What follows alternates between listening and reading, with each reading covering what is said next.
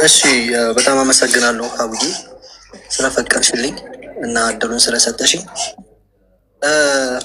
ያው ባለፈው አንቺ ጋር ቀርበን ነበረ። ከዛ በኋላ በጣም ብዙ ነገሮች ስለተፈጠሩ እሱን ወደ ህዝብ ማቅረብ እና ከዛም ደግሞ ከተቻለ አንቺ ችግሩን እንድፈችልኝ በማሰብ ነው ወደዚህ የመጣሁት ማለት ነው። እና እድሉንም ስለሰጠሽኝ አመሰግናለሁ። ያው እንደምታውቁት አንቺም እንደምታውቂው ዩያ ሚዲያ ላይ ቀርበን ልጅ ዴን ያስመርምረን ነበረ እና ልጁ የኔ ሆኖ ተቀብዬ ከዚያ በኋላ ያለውን ነገር ነው እንግዲህ የምነግርሽ። 7 ወር 8 ወር ይሆነዋል። እንግዲህ ከዴኒም በኋላ አንቺም ጋር ከገባን በኋላ የቀጠለው ላይፍ እንዴት ነው? እኔና እሷ በመጀመሪያ እኔና ዲቦራ ምንም አይነት ላይክ ግንኙነት አልነበረንም። ማለት የፍቅር ግንኙነት የለንም። ድሮም እንደው አሁን ማጥራት ያለብኝ ሰሞኑን እንደውም ኢንጌጅ ስላደረገች ሚስትህ ምናምን እያሉ እየመጡ በጣም በኮሜንትን በምንም ስለሚያስጨንቁኝ ማጥራት ያለብኝ ነገር መጀመሪያ እዚህ ጋር ልነግራቸው ፈልገው ከሌላ ሰው ጋር ቀለበት አሰረች። እሱን እንትን ብላ በኮሜንት እና በላይቭም ስገባ ምናምን ትንሽ እየረበሹኝ ነበረ እና እሱንም ያው እዚህ ጋር ባሉ ሰዎች ፊት እኔና ዲቦራ በስትክክል እንኳ የፍቅር ግንኙነት ያልነበረን ልጆች ነን እንጂ ትዳርም ውስጥ ያልገብ ምንም በቃ የለንም እና ሚስቴ አልነበረችም፣ ግን የልጄ እናት ሆና ታገኝታለች። ስለዚህ በመሀላችን ልጅ አለ እንጂ ምንም ነገር የለም። እኔ በወጣሁኝ ማለት ሚዲያ ላይ በወጣሁኝ በአንድ ወር ውስጥ ነው በጣም ነገሩ ምስቅልቅል ያለው ማለት ነው። ሚዲያ ላይ እንደወጣው እኔ ዩቲዩብ ከፈትኩ አቡዬ። ዩቲዩብ ድሮ ነበረኝ የከፈትኩት 2012 የከፈትኩት የዩቲዩብ ቻናል ነበረኝ እና ወቅታዊ ጉዳይ ስለሆንኩኝ ቶቶሎ እያልኩኝ ቪዲዮ መስራት ጀመርኩ ዩቲዩብ ላይ ማለት ነው። እና ቫይራል ሆነ። በዛ ጊዜ በጣም ቫይራል ሆነ እና እየታየ በጣም እየታየ ሲመጣ ያው ገንዘብ ሜክ ያደርጋል ማለት ነው። እና ዩቲዩብ የሰራሁት ደግሞ የመጀመሪያው ዲቦራን ራሷን ነው ያቀረብኩት። እንደ እንግዳ አድርጌ ያቀረብኳት። ይሄ ማለት ሳትወልዱ ገና እንግዳ አድርጌ ያቀረብኳት መቼ ነው? እንግዳ አድርጌ ያቀረብኳት ሚዲያ ላይ ወተን አንቺ ጋር ቀርበን ምናምን ከጨረስን አሁን በቅርቡ ማለት ነው። ከዛ በኋላ ሰላም ሆናችሁ ዩቲዩብ ቻናል ላይ እንግዳ ሆነች። ኦኬ። ሰላም ተፈጥሮ ነበር መሀላችሁ ማለት ነው። እሺ አሚን ላይ ከፍቅር ውጭ ነው የምልሽ። ማለት በልጁ መካከል ባለ ጉዳይ ሰላም እንደ እናትና አባት ብቻ ሰላም ሰላም ሆነንና እንግዳ አድርጊያት ዳሎል ኢንተርቴንመንት እድል አመቻችልኝና ስቱዲዮ እዛ ጋበዝኳት። ኢንተርቪው አረኳት። ጥሩ ታየ። ወደ 300 ምናምን ታየ ዩቲዩብ ላይ። እንደዛ ሲታይ ያው እኔ መምህር ነበርኩኝ። ዶላር ሜክስ ማድረግ ሲጀምር ደነገጥኩ ማለት ነው።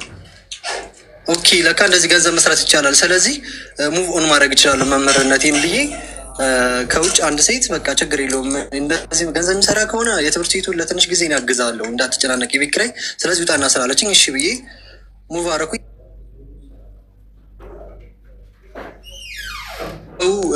ያወቀን ነገር አለ እና ቤተሰቦቿን ይቅርታ መጠየቅ አለብኝ ብዬ አሰብኩኝ። ቤተሰቦቿን ይቅርታ መጠየቅ አለብኝ ብዬ ሄጄ በግ ገዝቼ ኢቨን ሳይኖረኝ ኢቨን ከራሷ ተበድሬ 3000 ብር ራሱ አስሞልቼ እናቷን ይቅርታ ለመጠየቅ በግ ገዝቼ ሄድኩኝ ማለት ነው።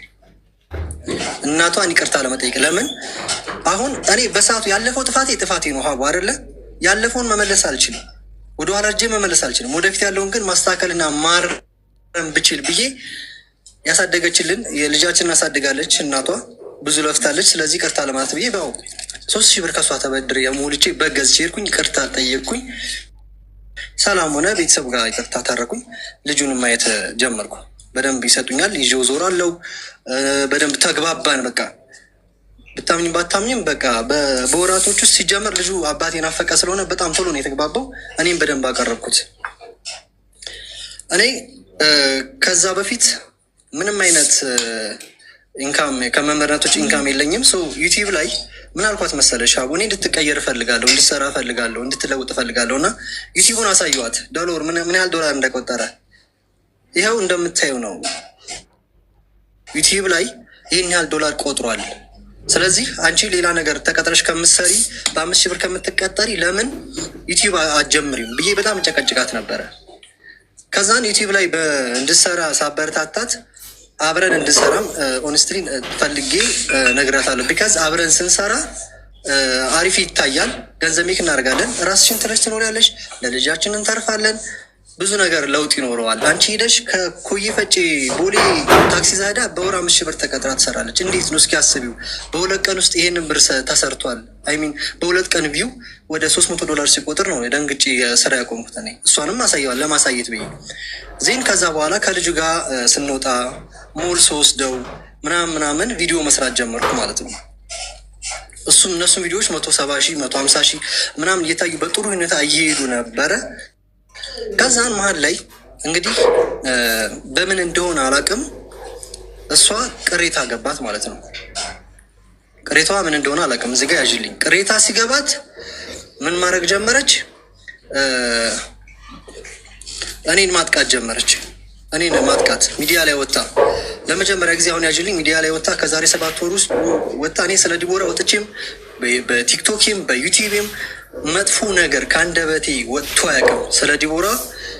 እንደውም ዩቲዩቧን ከፍቼ የባካችሁ ሰብስክራይብ አድርጉልኝ አስብዬ ወደ 2,000 ምናምን ሰብስክራይበር አስደርጌላት እንድትቀየር በማሰብ የልጄ እናት ናት ብትቀየር ለልጄ ነው ብዬ ማለት ነው። ዩቲዩብ ከፈኩላት። እኔ በከፈኩላት ዩቲዩብ ቢኒያም እንዲህ ብሎኝ ምናምን ብላ እኔን አታክ አድርጋ ቪዲዮ ፖስተች። ያንን ቪዲዮ ስትፖስት ኮሜንቷ ላይ እኔ ሄጄ ቤተሰቦቹ ሰው ህዝቡን ተሳደቡ አላልኩኝ፣ ምን በሉ አላልኩኝ። እራሷ በተናገረችው በአንደበቷ ህዝቡ ኮሜንት ላይ ሰደባት። ከዛ እኔ ላይ መነሳት ጀመረች ማለት ነው። ምን ማድረግ ጀመረች? ካሁን በኋላ በልጄ ቪዲዮ እንዳሰራ አለችኝ። እሷ ቲክቶክ ላይ ቪዲዮ ተለቃለች። ልጁ እሷ በልጄ ማለት ለእኔም ልጄ ነው። ለ4 ዓመት ለ3 ዓመት ባልኖርም አሁን ይህን ያስመርምሮ ደሜ ነው። እሺ ብዬ ተቀብያለሁ፣ እያገዝኩ ነው ምናምን። ከዛ ሚዲያ ላይ ወጥታ ምን ትላለች? አቡኔ አሁን ቀን ያዥልኝ። መስከረም አካባቢ ላይ እንደዚሁ ነው። ከመስከረም ጀምሮ እስከ ጥቅምት እኔ ለልጁ ያወጣሁት ገንዘብ አንድ ባለጸጋ ከሚያወጣው በላይ ነው ያወጣሁት። አንድ ባለጸጋ ለአንድ ልጅ ከሚያወጣው በላይ በብዙ ብር አውጥቼ ይለታለሁ። እንግዲህ አንድ ያዥልኝ። አንድ አባትና ልጅ ሲገናኙ ለልጁ ምን ማድረግ አለበት?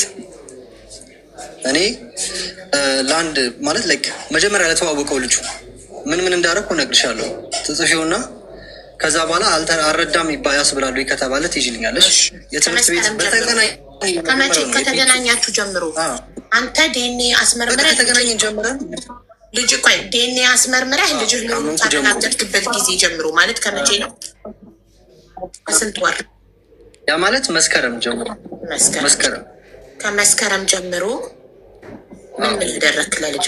ከመስከረም ጀምሮ ወደ እንደተገናኙ ለልጄ የትምህርት ቤት ከፈልኩ። እሺ የትምህርት ቤት አሁን ያጅልኝ አንድ ሀሳቡን እንደምትሰምክኝ። እሺ አሁን እስካሁን ድረስ የሚለብሰው ልብስ እኔ ነኝ የገዛሁት። ጫማ ገዛሁለት። የአስቤዛ አያቱ ግዛ ልብስና ጫማ። ገና እየተዋወቅን ነው እንግዲህ። ልብስ፣ ጫማ፣ የቤት አስቤዛ፣ ዳይፐርስ፣ ይሄ ምናምን ወተት ተከራየው። ዳይፐር ነው ስንት አመቱ ነው? 4 ዓመት። ምንድን ነው ዳይፐር ነው ዋይፕስ? ያው ያስፈልጓል። ዳይፐር ቁጥር አለው እንጂ ያስፈልጓል። 2 ገዝቻለሁ። የ4 ዓመት ቁጥር ለሊት ይሸናል ብላ አስገጥማለሁ። እኔ አላውቅም። አክቹሊ እኔም ጋር ተኝቶ ሸኝቶ ያውቃል። ህፃን ስለሆነ ነው አላውቅም። ዞሮ ዳይፐር ለማታ ብቻ እዛ ሚዲያ ላይ ለማታ ይስተኛል። ስለዚህ ያዥልኝ ልብስ፣ የትምህርት ቤት ወተት በኪራይ 1 ሊትር በቀን ፓውደር 2 ፓውደር ገዝቻለሁ። አንድ ትልቁን፣ አንድ መካከለኛውን። ወተት ነው ፓውደር የወተት ፓውደር ወተት የሚከራየውና ናቹራል ወተትና ኪራይ በቀን 1 ሊትር አልከኝ። ፓውደር ወተት ደግሞ 2፣ አንድ ትልቅ አንድ ትንሽ። አሁን ይህንን የምነግርሽ ምክንያት ስላለኝ ነው። 2 ከዛን ሩዝ ግዛ ስትለኝ ሩዝ እገዛለሁ። አንድ ትልቅ ሩዝ ምናምኑን አስቤዛ ብዬሽዋለሁ። አንድ ላይ ሩዝ ምናምኑን አስቤዛ በቃ አስቤዛ። ኦኬ እሺ። አዎ ስንገናኝ የምናጠፋው ምናምን ተይው። ከልጁ ጋር ስንገናኝ በጣም ነው የማጠፋው። በጣም አዲስ ስለሆነን የወደደኝም ለዛ ነው። የሚፈልገውን ነገር ነው የማደርግለት። ከተገናኘን 1 ወራችን ነው ገና።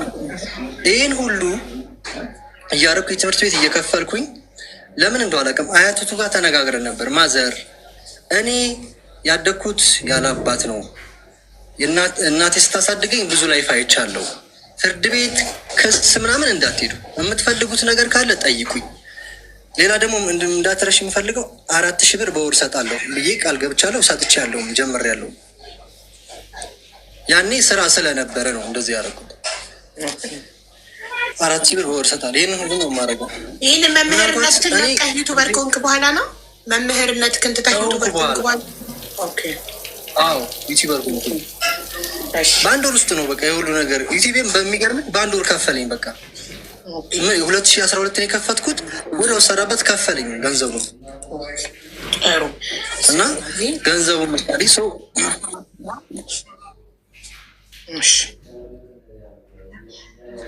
ይህንን ካረኩም በኋላ ምንድን ነው ሚዲያ ላይ ወጣ ሚዲያ ላይ ወጣ በልጄ ቪዲዮ ይሰራበታል አለች። መጀመሪያ እነሷ ተስማምተን ነበር። መጀመሪያ ምን ያለችው ምን መሰለች? አሁን እነሷ ማል ያልተግባባንበትና የተበጠሰው ነገር ከፍቅር ውጭ ነው። በሌላ ጉዳይ ዝም ብሎ በሌላ ጉዳይ ዝም ብሎ ነው። በሌላ ጉዳይ ዝም ብሎ በልጅ እኮ አትስራ አላልኩም። እኔ ያልኩህ ምንድን ነው ጥሩ ጥሩ ነገር ስራ ብላ ተማመን። እዩያ ሚዲያ ሄዳ ኮምፕሌን አደረገች። እሱ ባይሰራበት ጥሩ ነው ምናምን አለች። በውስጥ ተነጋገርና እኔ እና እሷ ችግር የለውም ጥሩ ጥሩ ነገር ስራበት አለችኝ እና 17000 ብር ኢንቨስት አድርጌ አንድ ቆንጆ ቪዲዮ ሰራው ማለት ነው። ለቪዲዮ ነው 17000 ኢንቨስት ያደረገው? አዎ ማርያም ማለት ልብስ እየገዛው እያዝናናሁት ሞል እየወሰድኩት ምናምን ነው የምልሽ። ገባሽ? እንደዚህ ሲሆን 17000 ብር ኢንቨስት አድርጌበታለሁ። 17000 ብዙ ነው ብዬ ነው። አዎ ምልሽ ልብሱ ጫማው ምናምን ሲደማመር እንትን አልኩ ነው ቪዲዮ ውስጥ አስገብቼዋለሁ ስገዛለት ምናምን አገኝሽ። ሰው እንደዛ አድርጌ መጨረሻ ላይ ልጁን ያየሁት የዛሬ 8 ወር ይህን ቪዲዮ ከሰራም በኋላ ነው። ከዛ ይህን ከሰራው በኋላ ልጁን ማግኘት አልቻልኩም። ምን አደረግኩ? ልብስ ገዝቼለት ነበረ። ልብሱን ለማቀበል ደወልኩላት እና ማታ ላይ አገኘዋት።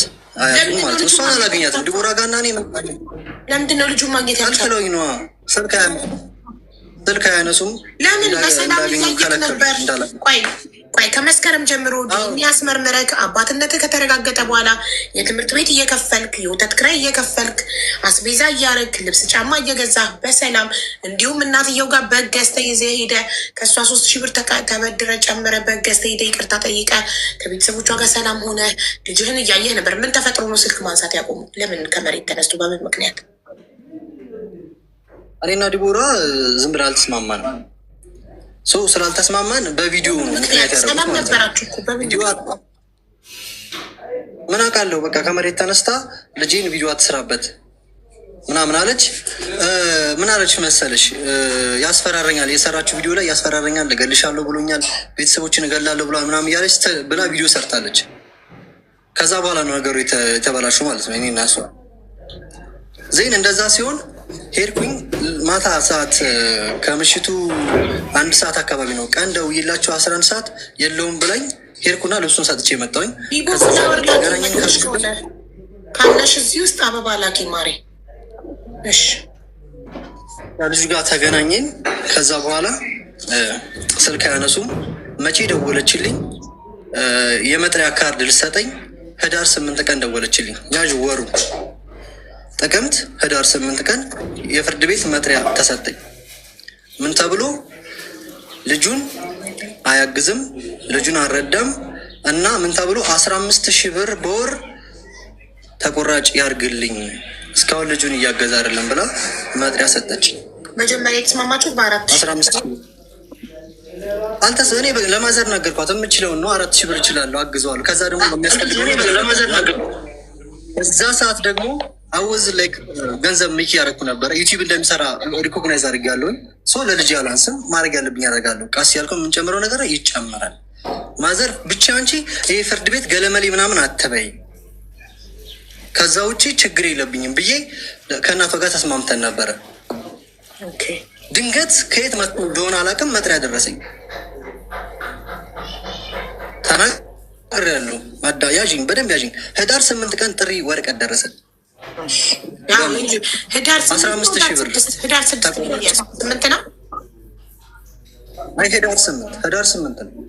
ህዳር 8 ለህዳር 29 ቀጠሮ፣ ለህዳር 29 ቀጠሮ መጥሪያ ተሰጠኝ።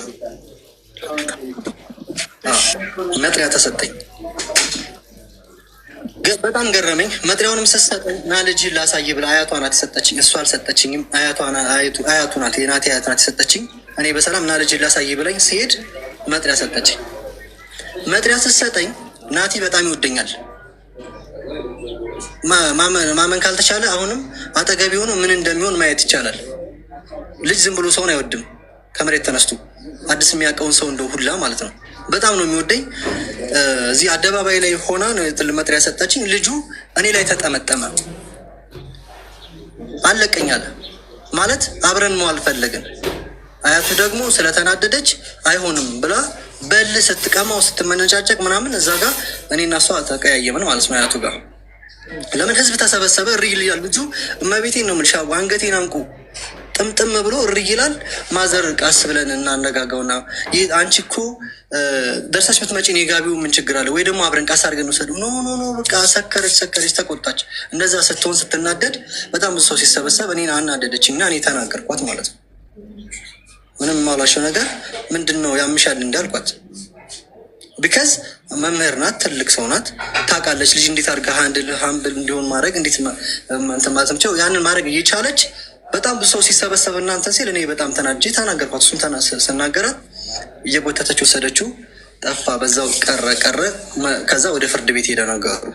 ያዥኝ ፍርድ ቤት ህዳር 29 ክስ ገባንና መጥሪያ ተሰጥቶኝ ቀኑን ባላውቀው ይቅርታ አድርጊልኝ፣ ግን ሀሳቡን ተረጅኝ። ህዳር 8 ነው ግን መጥሪያ የተሰጠ ህዳር 8 ነው ይዤዋለሁ እሱ። ከዛን በምንድን ነው ይሄ ልጅ ስራ የለውም፣ ስራ የለኝም፣ አሳይቻታለሁ ገንዘቤን። ለእሷ ብቻ አይደለም ዩቲዩብ ላይ ሰርቻለሁ ብያለሁ፣ በስርዓት ተናግሬያለሁ። አልሰራሁም አላልኩም፣ ሰርቻለሁ። ዲቦራ ለእናቷ ለአክስቷ እባካችሁ ልጅ ቪዲዮ ትስራ ትቀየር፣ ማንንም እሷ ላለም መርዳት ትችላለች እንኳን ለራሷ ይኸው እያልኩ ዶላር እያሳየሁ $900 ይኸው እንትን ዶላር እያልኩኝ እያሳየሁ እንድትሰራ እሷ ማለት ነው። ከዛ ምን ይባላል ምስክር ማቅረብ ይቻላል። አሁን የምነግርሽ ነገር ለበኋላ ኬዝ ያዥልኝ። ዲቦራ ጠፋች፣ ከሰፈር ጠፋች። ጥበቃውን ጠይቄያለሁ፣ የለችም። እናቲቱን ስንጠይቃት እንግዲህ ለእኛ የተባለን ነው የምነግርሽ። ፓስተር ጾም ጸሎት ያዢ፣ እንዴት እንደዚህ ሚዲያ ላይ ትወጫለች ተብላ ጾም ጸሎት ይዛለች፣ የለችም ተባልኩኝ። ለወራት ዲቦራን አይቻት አላውቅም። በስትክክልም ደግሞ ጥበቃውን ሄጄ ጠይቄያለሁ። እኔም ብቻ አይደለም የተባልኩት ጓደኞቼም አሉ፣ የለችም ዲቦራ የለችም ተብላለች። በኋላ ግን ትይዥልኛለች ቢኒያም ብሎ ተብሎ ታምቼበታል። ያዥልኝ የጠፋችው እናቲቱ ያለችው ይሄ ነው። ቃል ለምድር ለሰማይ ጾም ጸሎት ልትይዝ ነው የጠፋችው። እኔ ተስራ ቪዲዮ ነው ያልኩት። አዎ ጾም ጸሎት ይዛለች። ፓስተር ተናግሯት እየጸለየች ነው። ሚዲያ ላይ መውጣት አልነበረባትም በዚህ አይነት ጉዳይ ተብሎ ሚዲያ ነው ጠፋች የተባለው። ስለዛ የተገናኘነውም ክስ ላይ ነው እሷ ጋር ፍርድ ቤት። ይሄ ልጅ ምን ገቢ ያለው ተባለ። እኔ ደግሞ የምነግርሽ ነገር ዩቲዩብ ላይ 200 ምናምን ሺህ ብር ሰርቻለሁ። እሱንም ተናግሬያለሁ። ከዛ ያዥልኝ ደግሞ ገቢን ያዥልኝ ዩቲዩብ ላይ ተናግሬያለሁ። በዩቲዩብ ፖስት አድርገዋለሁ ያገኘሁትን ያዥልኝ። ምንም የሌለ 0 ሰው ነኝ። እዚህ ጋር ስደርስ ፍራሽ የለኝም እንዳትረሺ። ጌታ ነው የምልሽ። አንዲት ፍራሽ ናት ያለችኝ። አሁን በቪዲዮ ላሳይ ይችላሉ። አሁንም አለች፣ እሷ ነበረችኝ ያኔ ማለት ነው። ከዛ 200 ምናምን ሺህ ብር ተከፍሎኛል። አንዳንድ ሰዎች አግዘውኛል ቱ ቢ ኦነስት። ከዛ ደግሞ ማስታወቂያ ሰርቻለሁ። እዚህ የባንክ አካውንቴ ላይ የገባ የወጣ እነዚህ እንቅስቃሴዎች አሉ።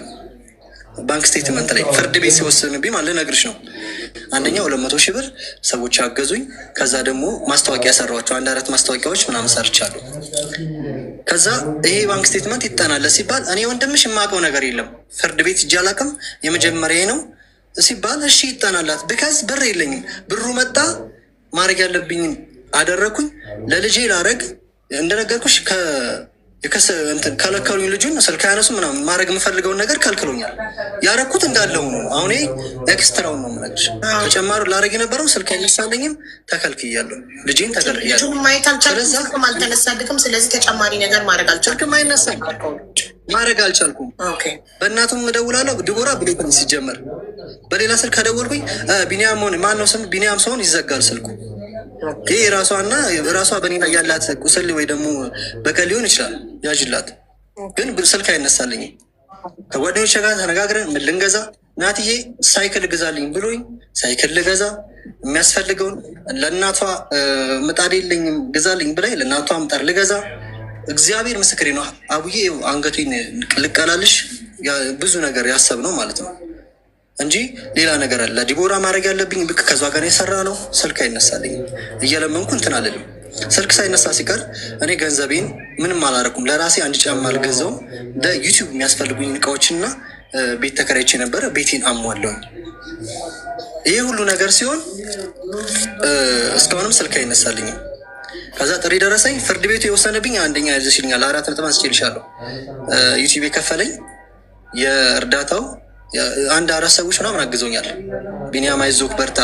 በጣም የኔ የወጣሁበት አስቀያሚ ታሪክ ስለነበረ ሰዎች አልተረዱኝ።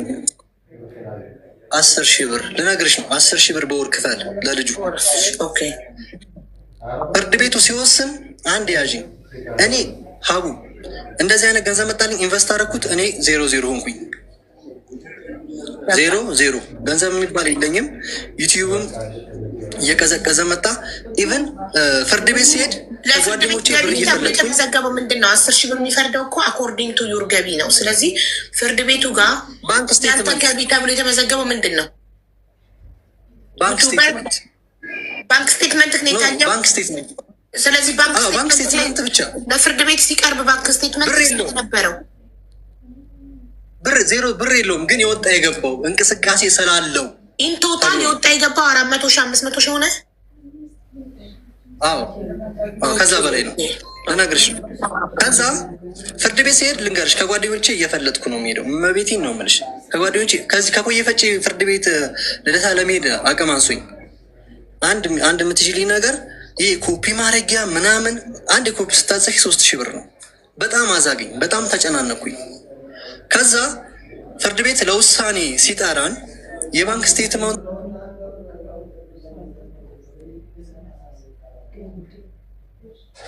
ሌላ በሽታ ነው ማለት በጣም ብዙ ባንኮች ነው ያሉት። እየዞር ስትይ በጣም ብዙ ነገር ታጫለሽ ማለት ነው። ከዛ ፍርድ ቤት ኮፒ አድርጋችሁ የባንክ ስቴትመንቱ ላይ አስተያየት ስጡ ሲባል እናቴ ትሙት ብር ስላልነበረኝ እኔ ኤክስፔክት ያደረኩት ይሄ ባንክ ስቴትመንት አስተያየት መስጫ ሲባል ኮፒ አድርጉና ነው። ኮፒ ተደርጎ ወጪ ያስፈልገዋል። ንግድ ባንክ ነው ያለብኝ አውቀዋለሁ። ራሴን አይደለ የገባ የወጣውን ሌላ ባንክ 0-0 ነኝ። ንግድ ባንክ ላይ ተንቀሳቀሳለ ያንን አውቀዋለሁ ብዬ አይ ይሄን የገንዘብ ያገኙት እንደዚህ አንጻር ነው እኔ ምንም የለኝም ብዬ አስተያየት አስገባው።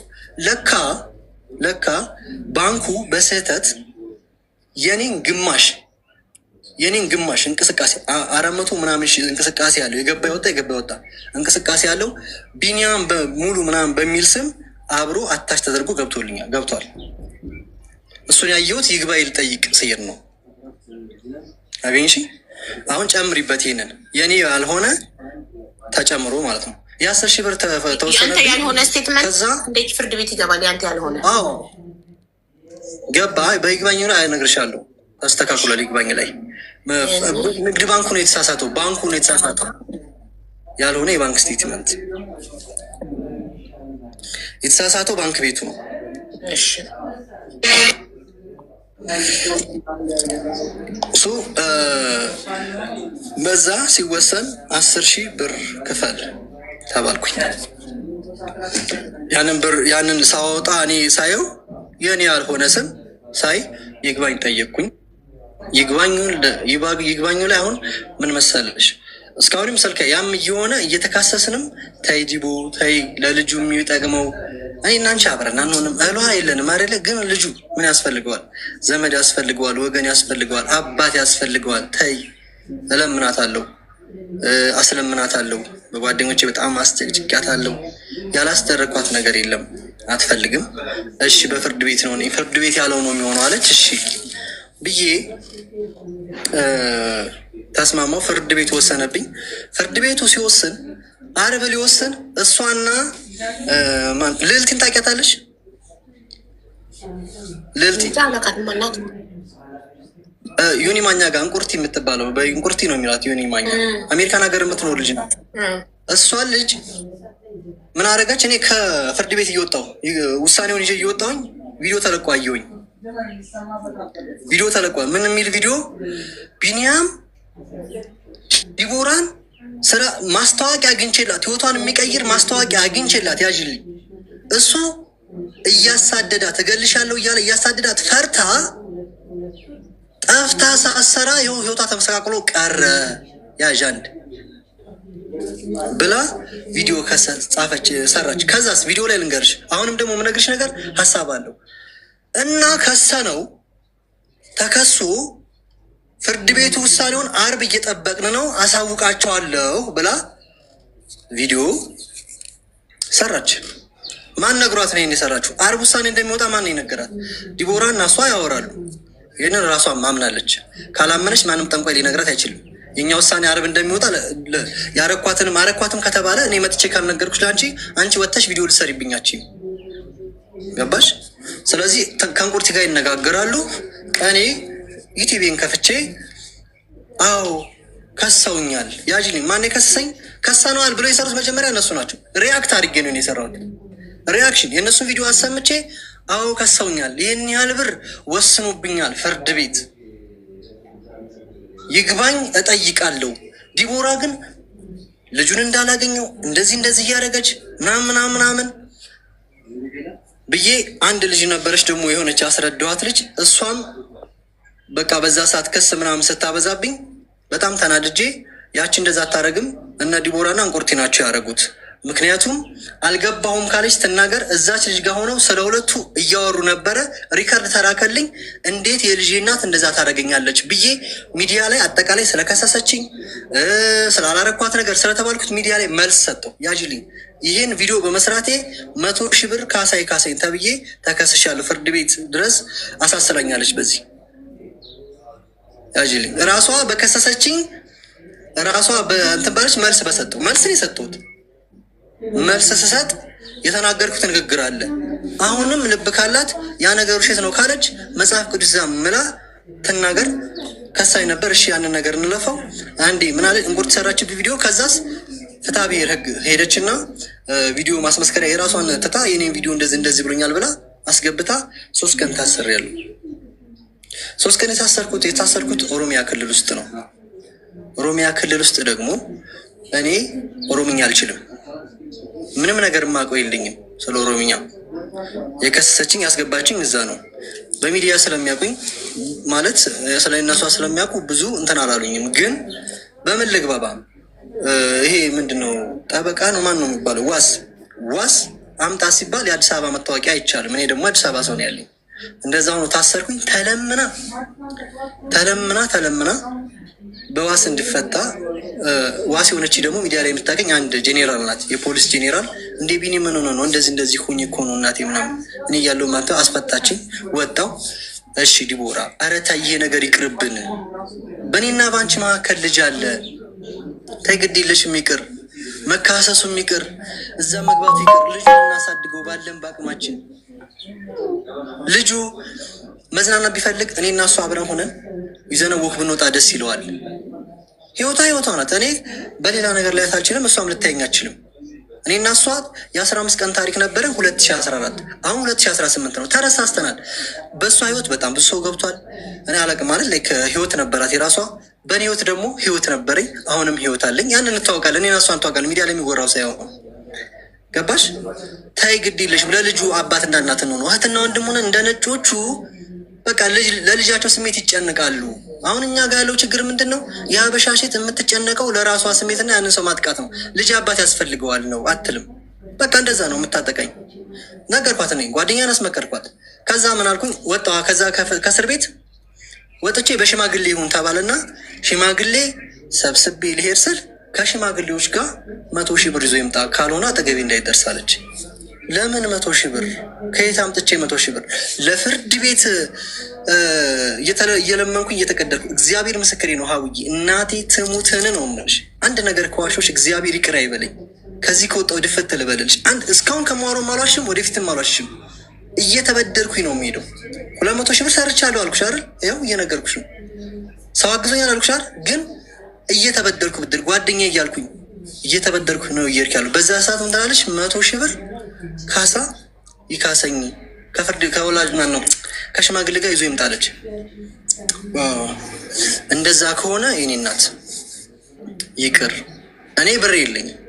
አሁን እሷ የምትፈልገው ባጭሩ ስነግርሽ ገንዘብ ብቻ ነው። ሊተራሪ ከኔም ነግረኛለች።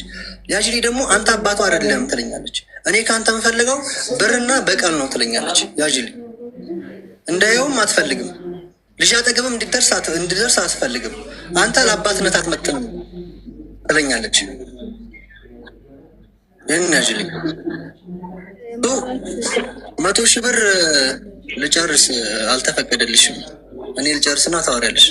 ማሬ እሱ ቀድሞ ስለመጣ ሲጨርስ አንቺ ቪዲዮ አብርታሽ አንቺ ለጥያቄዎቹ መልስ ትሰጫለሽ እና ማይክሽንም አስተካክዪው እሺ ማሬ። እስከዛ እና የ100,000 ብር ስትጠይቀኝ ከየት አመጣለሁ? መታረቅ አልፈለገችም። የምታረቀው አሁንም መታረቅ ምናምን ስል ሌላ ነገር አትወስድ። ለልጁ በቃ አለቀ። በልጁና በእኔ በሷ መካከል ባለው ነገር ነው። ከዛ ጓደኛ የነገረኝ 100,000 ብር አይ እንደፈለገች ታርገኝ። አሁን ካልሆነ ነው 100,000 ብር ካልሰጠኝ በፌዴራል በወንጀል ከሰዋለሁ አለች። በወንጀል ትክሰሰኝ። እኔ ቪዲዮ ስታሳያለች፣ እኔም ቪዲዮ አሳያለሁ። እንደዚህ ተብላለች። አንድ ኃጢአት አለብኝ ምስክርነት የሌለው። እሷ ሁሌ በማስረጃ መረጃ ነው የምትለው። ከተናገርኳት ነገር አንድ ኃጢአት አለችብኝ ምስክርነት የሌለው። እሷና እኔ እና የላይኛው የሰማይ የሚያውቀው ያንን ለሚዲያ ተናገራለሁ። እሱን ሚዲያ ላይ ደግሞ ዩሃ ሚዲያ ላይ ተናግሬው አልፈዋለች፣ አምና አልፈዋለች። አሁን ግን በእኔ ዩቲዩብ ስለሰራሁት ነው እንትን ያለችው እንጂ እዛ ሚዲያ ዩሃም ላይ ተናግሬያለሁ። እሷ ልጃገረድ ነበረች፣ ህይወቷ እንደዛ መስተካከለ ስባል እኔ ዲቦራን ሳገኛት ልጃገረድ አልነበረችም። ከኔ በፊት ፍቅረኛ የነበራት ሰው ናት፣ ጓደኛ የነበራት ሰው ናት። እንደውም ከእሱ ጋር ብዙ ነገር አድርጓታል፣ እንደዚህ ብላ ይህ ተናገርኩት። ያልኩትም ደግሞ አሁን መናገር ካለብኝ እናገራለሁ። ልጅ አስወርዷታል። 10ኛ ክፍል እያለች ልጅ አስወርዷታል ልጁ። ስለዚህ እኔ አይደለሁም እኔ ልጅነቷን አላገኘውም ብዬ ዩሃ ሚዲያ ላይ ተናግሬዋለሁ። ይህን ነገር በራሴም ደግሞ እንደ ሰይጣን አድርገው ስለው ምናምን ሲናገሩኝ እኔ ለዲቦራ መልአኳ ነኝ ብያለሁ። ለምን መልአኳ ነኝ አልክ ካልሽኝ ናቲን በተረገዘ ሰዓት የሆነ ማለት እንደዚህ አይነት አስወርዳለሁ አይነት ስታይል ምናምን ሲሆን አንቺ ባለፈው እንደዚህ ነገር ስለተፈጠረብሽ ይሄ ነገር ወደፊት ተጽዕኖ ያመጣብሻል፣ ይሄ ነገር ቢፈጠር ነገ ልጅ ታጫለሽ ብዬ እችን ቃል በቃል ተናግሬ አስተቻታለሁ። አዎ ይህንን ስላልኩኝ አሁን መልአክ ነኝ ብዬ ተናገርኩ። መልአኩ ምናምን በቃ ሲጀመር ስርዓት የላትም። ስታወረኝ በጣም ነው ዲስርስፔክት የምታደርገው ምናምን።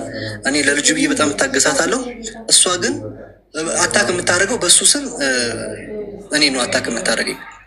እኔ ልንገርሽ በባህሪ አልጠጣም፣ ያዥልኝ፣ አልቅምም፣ አላጨስም፣ አልሰክርም።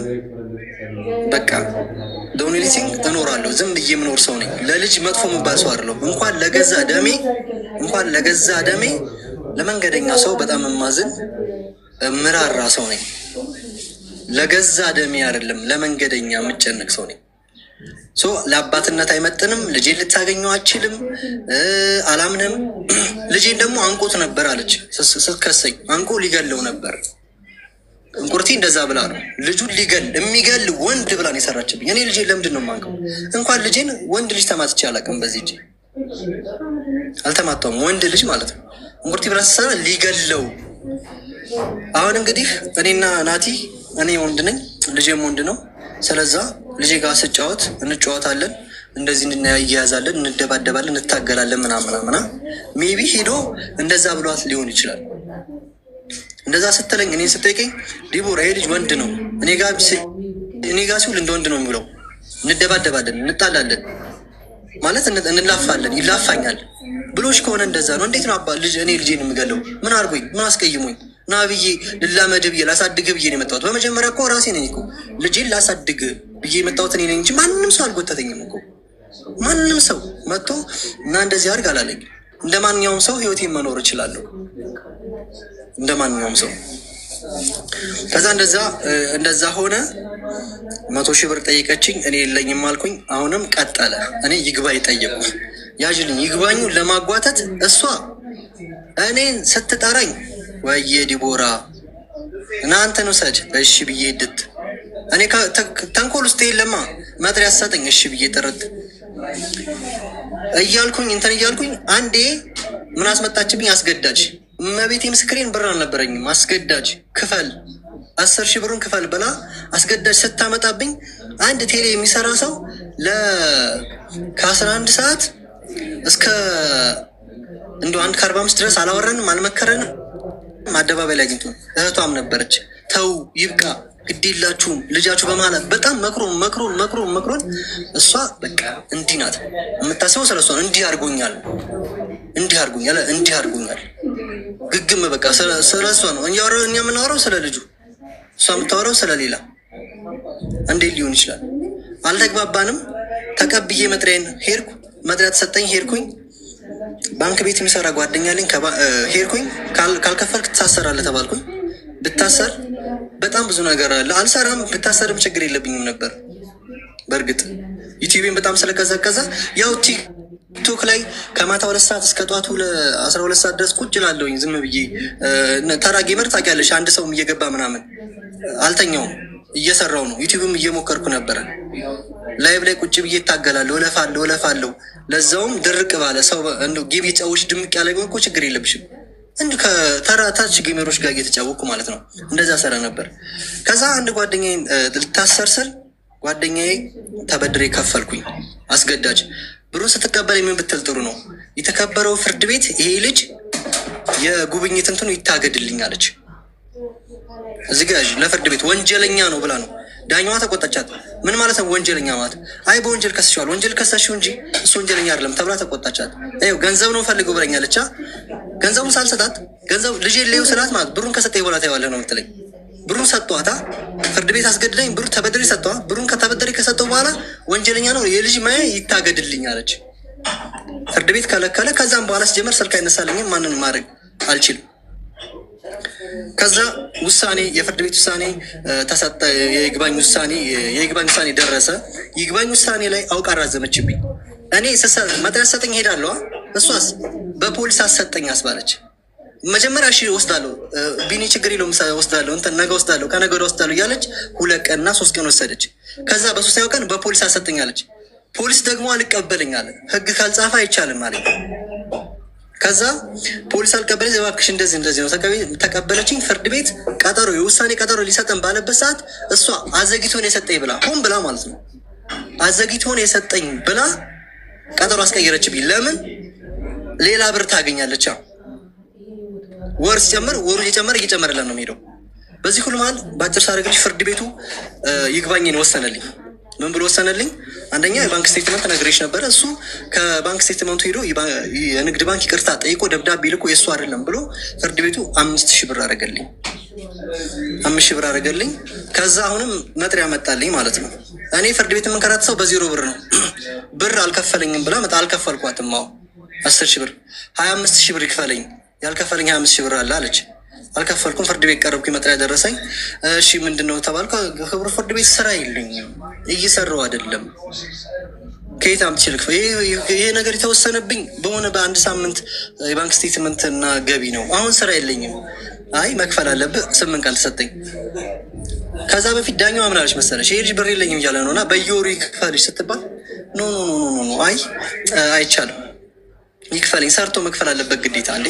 ከዛፍ ላይ አይሸመጠጥም እኮ ሰው ይለፋል፣ ይጥራል፣ ይግራል፣ የሚያገኘውን ለልጁ ያካፍላል እንጂ አንቺ ስለፈለግሽ አንቺ የምትፈልጊውን ህይወት ለመኖር እኔ መክፈል የለብኝም አይደለ? የምችለውን ነው የምከፍለው። ታውቃለች ደግሞ ማንም ሰው የሚዲያን ስራ ያውቃል። ሀቡ እኔ ዩቲበር ነኝ። ዩቲበር ገብተሽ ዩቲብ ማየት ከዛ ለአንድ ሺህ ማካፈል ቢኒያም ገቢው ነው። ቲክቶክ ላይ ጊፍት ያገኘሁት በዚች 2 ሳምንት ነው። ጊፍት ያገኘሁት 6 ወር ሙሉ 7 ወር ሙሉ ሌሊቱን ቁጭ ብዬ ነው የማድረው። ወፍ ርዝራዥ የሌለኝ ሰው ነኝ። ከዛ ዳኛዋ እንደዛ ያለቻት እምቢ አለች። ቀጠሮ ተቀጠረ። ከዛ እንደምንም ብዬ ከማንም ብዬ ከውጭ የሆነ ሰው እኔ አግዛለሁ እልክላለሁ ብሎ 25,000 ብሩን እልክላለሁ ብሎኝ ዘገየ። ማለት ለሰኞ ነበራ ዘገየብኝ። ከዛን እስከ ሰኞ ጠዋት ድረስ አልገባልኝ። ፍርድ ቤት እስቀርብ ድረስ የተከበረው ፍርድ ቤት ወይ 2 ቀን ይሰጠኝና ወይ ደግሞ ከሰዓት እከፍላለሁ ስል አይቻልም። እሷ ነው የምታስፈቅዳት ዳኛዋ። አይቻልም ይታሰራለች። መጀመሪያ የሚታሰርና ይክፈል ነው ያለች ዳኛዋ። አስገባችኝ። አስገብታኝ ከድሮ መምህራን ምናምን ባለ ገንዘብ ያላቸው አሉ። እነሱ ደውዬ 25,000 ብር አስላኩኝ። የሚገርምሽ ወዲያው ገባልኝ ብር፣ ወዲያው መለስኩኝ፣ ከፈልኩኝ። ያንም ከፍዬ ደውዬ ልጄን ላገኝ አልቻልኩም። ልጄን እንዳገኝ አትፈቅድልኝም፣ አትፈልግም፣ አባቱ እንድትሆን አልፈልግም፣ አባቱም አይደለምም ትለኛለች። እንዳትረሽ አንተ አባቱ አይደለም ትለኛለች። ዲኤንኤ ብናስመረምርም ማለት ነው። ዲስ ለእኔ በጣም ትልቅ ቶርች ነው። ከዛ አባቱ አይደለም ምናምን ስለምትለኝ ደውዬ እኔና አንቺ እነጋገር፣ በቃ እኔና አንቺ አሁን አገባች ምናምን ሲባል ቀለበት አሰረች ምናምን ሲባል እኔ ሲጀመር ለዲቦራ ደስ ይለኛል። ሀብታም ብትሆን ብታገኝ ብትቀየር ምን ብትል በቃ በቤት አጋጣሚ የተገናኘ ሰው ናት እንጂ ለእኔ ጋር ደረሰችብኝ ነገር የለም፣ ምንም ነገር የለም። ይህ ከምታሰቃኝ ውጭ በዚህ በፍርድ ቤት ምናምን። ከዛ ደውዬ ስላት ልክ ደወለችና ሂሳብ ነው የሰራችው፣ ብሩን እመልስልሃለሁ አለች። ይህን ሁሉ እያደረኩኝ ዛሬ ብትጠይቂያት አሁን ረድቶ ያቅም ነው የምትልሽ። አሁንም ትናንትና 20,000 ብር ወስዳ ባለፈው 10,000 ብር ወስዳ አንድ ባለጸጋ ባይዘወይ በወር 5,000 ብር የሚከፍል ሰው የወር ገቢ ያለው በፐርሰንት የህግ ባለሙያ ማማከር ትችላላችሁ። የእኔ በአጋጣሚ ባንክ ስቴትመንት የገባ የወጣ ሰው ሀብታም መስያችሁ እንጂ 5,000 ብር የሚከፍል ሰው በወር ገቢው በሚኒመም እስከ 60-70 ብር መሆን አለበት። 10,000 ብር የሚከፍል ሰው ያን ያህል እንትን አለ ፐርሰንት አለው። እኔ ደግሞ ያለኝ ይህንን ታውቃለች። እና ላግኙ ስላት እደውላለሁ ትልና ወፍ አትደውልም። ስደውልም አታናገረኝም። ይኸው እስካሁን 8 ወር ሙሉ ልጁን ማግኘት አልፈልግም። ልጄ በጣም ይወደኛል፣ በጣም ይፈልገኛል። እዚህ ጋር እንደ ማጠቃለያ ልነግርሽ ነው። እሷ የምታነሳው የዛሬ 4 ዓመቱ ነው። አሳድጌ ነው አሳደግሽ። እሺ ካሁን በኋላ ያለው ስናወራ ከትናንት ይልቅ ያለፈው ይበዛል። ገና 4 ዓመቱ ነው። ይህ ልጅ በጣም ብዙ ዓመት ይኖራል። ላሳድገው አባት ሊሆንበት ነው። አንድ ሁለተኛ፣ አሁን የምትልሽ ምንድን ነው? እሷ አይረዳም ነው። ይህን ሁሉ አድርጌላት አይረዳም ነው የምትልኝ። ስለዚህ እቺ ልጅ በፍርድ ቤት የሚሄድ ይሄዳል፣ ችግር የለውም። እንደክማለን እንጂ የሚሄድ ይሄዳል። እኔ እስከ መጨረሻው ጥግ እንሄዳለን፣ ችግር የለብኝም በእሷ ፍርድ ቤት መሄድ። ግን ከፍርድ ቤት በላይ ህሊና ይበልጣል። ከፍርድ ቤት በላይ ለልጇ ማሰብ ይበልጣል። እኔ ሌባ ልሁን፣ እሺ በቃ እኔ አልዋሉ ሌባ ነኝ፣ ዘራፊ ነኝ፣ ሰው ገዳይ ነኝ። ለናቲ ግን አባቱ ነኝ። ይፈልገኛል። በቃ ኩራት ነው መሆኑ፣ ሞገስ ነው መሆኑ። ትምህርት ቤት ይዤው ሲሄድ አባቴ ይላል፣ ይዤው ስዞር አባቴ ይላል እንጂ ምንም የማሳጠበት ነገር የለም። ለልጄ ክብሩ ሞገሱ አባቱ ነኝ። ልስረቅም ልዝረፍም አልረፈደም። ይሄን ልጅ አባት ለው ነው በምችለው ላሳድገው እባክሽ እያልኳት እምቢ ብላኛለች። ችግሯ ምንድን ነው? ይህንን ተመልስ። በጣም አመሰግናለሁ። አቡ እሺ፣ እኛም እናመሰግናለን። አሁን የዲቦራ ተራ ነው። አንተ እንድያዝልክ የምትፈልጋቸውን ነጥቦች ሁሉ ይሻለሁ። እሺ ዲቦራ ቪዲዮ አብሪና ጀምሪ ማሬ።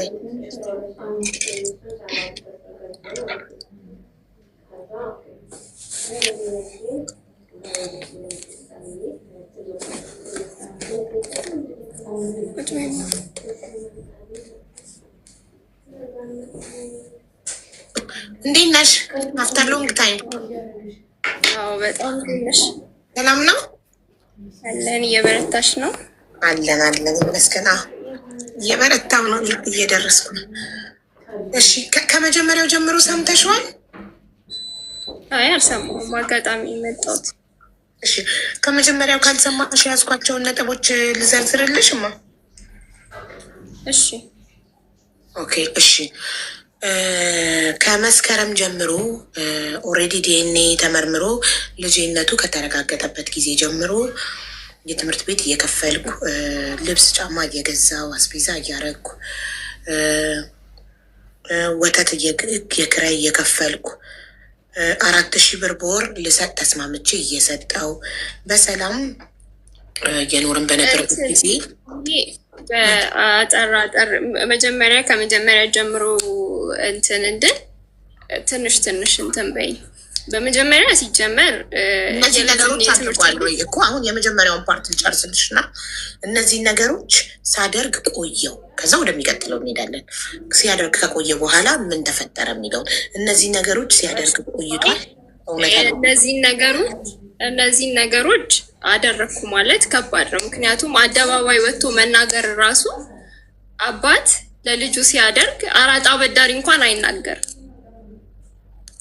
ማለት አበላው አጠጣው እያለ አይናገርም። አራጣ አበዳሪ እንኳን ማለት ነው አይደለም። አባት ዲቦዬ ህዝቡ ይፍረድ ይባላል አይባልም? ራሱ ህዝቡ ይፍረድ እና አንቺ እውነት ካላደረገው ከዋሻ አላደረገም ወይም አድርጓል ነው ማለት ያለብሽ አንቺ። እሱን ህዝቡ ይስማና ይፍረድበት። ማብራራት አለብኝ። ምክንያቱም እሱንማ መስከረም ላይ ህዝቡ ነው እኮ አንድ ወር ነው የከፈለው። አላደረገም ብለሽ ነው የከሰሽ ነው። አላደረገም ብለሽ ከሰሽ ነው። አድርጌያለሁ ያልኩት ከሳይ ነው። ሚዲያ ላይ ከሰሽ አላደረገም ብለሽ ሚዲያ ላይ ወጥቼ አድርጌያለሁ አልኩት እኮ። አንዴ ዝም ትላለህ። ሚዩት አታብራባት ቢኒያም። ይሄ የእሷ ተራ ነው። ተራዋ ላይ ጣልቃ ትግባ። መጀመሪያ ላይ መስከረም ላይ አልከፈልም። መስከረም ላይ ምን አልኩትኝ? ለልጁ የትምህርት ቤት እናስመዝግበው አልኩትኝ። መስከረም ላይ ደግሞ ዩኒፎርም የምሳቃ ምናምን ያስፈልጋል። እጁ ላይ አይቻለው። ሰፖርት ማድረግ አለበት እንደ አዲስ አባት እንደተገናኙ ማለት ነው። ስለዚህ ስጠይቀው ምን አለ? የለኝም እሱ ተመቻችቶ እየኖረ እኔ እንዴት አወጣለው አይነት ነገር ብሎ ተናገረኝ። እንደውም በጣም በሚደብር ሁኔታ ነበር የተናገረኝ። ከዛ ነው አውሺ አልኩኝ። ሰው ጠየቅኩኝ። ከዛም በኋላ 10,000 ብር ሰው ነው የላከልኝ፣ እግዚአብሔር በሚያውቀው ማለት ነው። ከዛ 10,000 ብር ተቀብዬ ልጄን አስመዘገብኩ።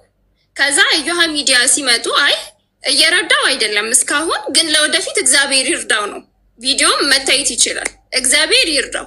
ከዛ ባለፈ ደግሞ እሱ ብቻ አይደለም፣ ፍቅረኛውም ከዚህ ትጠዘጥዘኛለች፣ እሱም ከዚህ እንትን ይላል። ከዛም በኋላ አጋጣሚ ስልኩ ላይ ምን ያለው ለምንድን ነው እቺ ልጅ ማላያት? ፍቅረኛ ከን አልገለጽክም እዚህ ጋር ፍቅረኛ ዲቦራን ኮንታክት እንደምትደረግ አንተ ግን ደግሞ አንዴ ቆይ ዲቦራ እስከ ሀስከፈ ስትናገር አንተ ታሪኩን እኔ እዚህ ጋር ነጥብ ሲት ፍቅረኛ ዲቦራ እንደምታናገራት አልነገርከንም ታሪኩ ላይ። ለምን እሱን ፓርት ሲገርከው እንደምትሰድበኝም ነገር ስለሷ እንደሚነሳ አልፈልግም። ይቅርታ ልጠይቅ በሄድኩበት ቤት እነሱ ጋር ስልኬን ኢዲት ላድርግበት ብላ ወስዳ ዲቦራ ራሷ ናት ኮንታክት ያደረገቻት። አይሚን ኖ ሶሪ፣ እሷ ኮንታክት ሳይሆን ያደረገቻት ገብታ የተጻጻፈውን አየች እሷ ዲቦራ ማለት ነው። በገዝተ ጠይቅ በሄድክበት አጋጣሚ ስልክን ፈትታ ያወቀችው ስለሷ በገስ ይቅርታ ልጠይቅ ልስልክልኝ ብላ ወሰደችና ጓዳ ገብታ ስልኬን ጎርጉራ መታ እንደዚህ አድርጋል ብላ ምናምን አለች። በዛ እንትን አለች። ያየችው ቴክስታችን እኔና እሷ የምናወራውን አይታ ምን ብላ ነው እንትን ያለችው? የተወራሩት እነሱ ናቸው። የሰደበቻት ደግሞ እሷ ናት። ዲቦራ ናት የሰደበቻት። መጀመሪያ የእኔ ፍቅረኛ አልሰደበቻት፣ እሷ ናት የሰደበቻት። ሚዲያ ላይ የሰደበቻት ቦታ ልንገርሽ። አንደኛ እዩያ ሚዲያ ላይ ወጣ ለእንጀራ እናትነት አልመረጥኳትም። አንድ ያዥልኝ የማይመለከታትም። ሁለተኛ ደግሞ እኔ ባቀረብኳት ሰዓት ፍቅረኛ እያለችን እያወቀች ሚስት እንዳለን እያወቀች አገር ቤት ልጅ አለኝ ልጅ መረመራ ምናምን ተብሎ አልነበረ? እሷን አግባ አለች። ይሄ ፍቅረኛ ዲቦራን ታከብራታለች። በጣም ነው የምትወዳ፣ በጣም ነው የምታዘንላት። ኢቨን አሁን የተናገሩትን ነገር እንዳልናገር ሚዲያ ላይ ለምናኝ ነበረ። ድንግልናት ተብሎ ቢን የባክህ ሴት ልጅ ናት እንዳትናገር ተብዬ እኔ በራሴ ሀሳብ የተናገርኩ። ከዲቦራ ጋር ጥል የለባትም። የተጣሉት መቼ ነው? አንደኛ ለእንጀራ እናትነት አልመረጥኳትም ስትል፣ ሁለተኛ ደግሞ በራሴ ሳቀርባት ያቺኛዋ ሚስትን አግባት ስትል ተነጋገሩ። ራሳቸው ራስሽ ነሽ የሄድሽባት። አቁም እሺ። በቃ አሁን ከዚህ በኋላ ምታድና እሷ ትቀጥልሽ። ምን አለ መሰለሽ፣ ሲጀመር እኔ ሶሻል ሚዲያ ላይ ለእንጀራ እናትነት አልመረጥኩሽም ያልኳት ስትሰድበኝ ነው። ስትሰድበኝ ማለት ከወራት በኋላ እንጂ በዮሃ ሚዲያ ላይ የተናገርኩትኝ ቢሆን እኔ የምመርጠው የልጁን የመጀመሪያ የልጁን እናት ቢያገባ ነው ብዬ ተናግሬያለሁ። በዛ ደብሯታል እና ካስቀየምኩሽ ይቅርታ ነው ያልኳትኝ። ጭራሽ እኔን ስታወራኝ ታወቃችሁ አንቺ ያስተው በመጀመሪያ እሱ እንዳለው ስልኩን ከተሸሽ ነው ቤቱ ሄደ ለቤታችሁ መጣ። ስልኩን አይቻለሁ፣ ቤቴ ሲመጣ ስልኩን አይቻለሁ። ቮይስ ኦቨር ሰራሁኝና ወደ ራሴ ቴሌግራም ስልክ አየሁኝ ማለት ነው። ሳይ ምን ይላል? እቺን ልጅ ላያት አልፈልግም፣ ለምንድን ነው በየሶሻል ሚዲያው ማያት ብላ ቮይስ ስትልክ፣ እሱ ደግሞ በእነሱ በኩል ነው እውቅና ያገኘሁት፣ እውቅና ማገኘው ፌመስም የተማርኩበትን ታውቂያለሽ፣ ስለዚህ በተማርኩበት መስራት የምችለው በእነሱ ነው አለ። ከዛም በኋላ እኔ ደግሞ ለምንድን ነው በልጄ የሚሰራው? ያ ብቻ አይደለም፣ ለልጄ የሚጻፈው ቴክስት ቴክስት አረግልሻለሁ፣ ኢንቦክስ አረግልሻለሁ። ኮሜንት ሲጻፍ ልጁ በስርዓት አላሳደጉትም፣ ልጁ ባለጌ ነው ምናምን፣ የ3 ዓመት ልጅ ህፃን ማለት ነው ኮሜንታተር የሚጽፈው። ከዛ ለምን እንደዚህ ታደርጋለህ ስለው ቢያንስ አባትነት ቢሰማው ወጥቶ ስንት በጣም ብዙ ቃል ባባ አለች ስለ ልጇ ለምን ልጅን ትናገራላችሁ ተብሎ እኮ ለልጅ ይነገራል አይደል? እኔ ደግሞ ብቻዬን ዲቦዬ ዓለምን እኮ መቆጣጠር አይቻልም። እኔም ልጆቼን ፖስታለሁ፣ የሚያደንቅ ያደንቃል፣ የሚነቅፍ ይነቅፋል። ዓለምን መቆጣጠር እንችላለን? አንችልም። እኛ ቪዲዮ ሰርተን ፖስታለን። የወደደ ይወደናል፣ የጠላ ይጠላናል አይደል? ምንም ችግር እኔ እኮ ልጄን እኮ እኔ ነኝ እንጂ የማሳድገው ሰው አያሳድግልኝ እኮ አልኩሽ እኮ። ስለዚህ ዓለምን መቆጣጠር ስለማንችል አንዴ ወተናል አደባባይ የፈለጉትን አስተያየት ቢሰጡ በልጆቻችን እኛ ነን ልጆቻችን የምናውቃቸው አይደል? በዚህ እሱ ሊወቀስ አይችልም ማለት ነው። ስለ ኮሜንታተር ሊወቀስ ይችላል ማለት ስሚኝና፣ እሺ ምን አለ ከዛ ስክሪንሻት አረኩና ስልክለት እኔና ልጄ አንሰማም ወደፊት ምናምን አለ። ከዛ ነው እሺ፣ ከዛ አንቺና ቤተሰቦችሽ ክብር አታውቁም ምናምን ብሎ ደግሞ ጻፈ። እኔ የእሱን ቤተሰብ ነክቼ አላውቅም፣ ሰው ጋር ደርሼ አላውቅም። ቤቴ ድረስ እየመጣ ሲጀመር በገዛው ቤተሰቡ አረዳው ምናምን የሚለው በግም ገዛ ለይቅርታ ነው። ያኔ ምን አለ ካሜራ ይዤ ልምጣ ሲል አይቻልም። እኔ እናቴ ክብሬ ናት፣ አንገቷን ደፍታ ያሳደገችኝ ብቻዋን ነው። የፈለገ ይቅርታ ለምን የፈለግ እዚህ ተንከባለ ይቅርታ ጠይቃትም ካሜራ ቤት አይገባም ብዬ ከለከልኩ። እናቴን ማለት ነው ቪዲዮ ለመቅረጽ ሲመጣ እንግዲህ ለምን እንደመጣ የምታይበት በጣም ብዙ መንገድ አለ። ፍቅረኛው መናገሯ ብቻ አይደለም። ከዛም በኋላ ደግሞ ከስንት ጊዜ በኋላ ተናግራኛለች። ማን ተጋደም ያለሽ ማን እንዲበያለሽ ምናምን፣ ዝም አልኳት። ከዛ ይሄንን ኮሜንቱን ላከችና ይሄ ኮሜንት ልክ ነው አለችኝ። ሶ በስርዓት አላሳደጉት የሚለው ላይክ እኔን አሽሙር ለመናገር ማለት ነው። የተጻጻፍ ነው እንዳለ ኮፒ ስክሪንሻት አድርጌዋለሁ፣ መላክ እችላለሁ። ከዛ እንደዛ ስትለኝ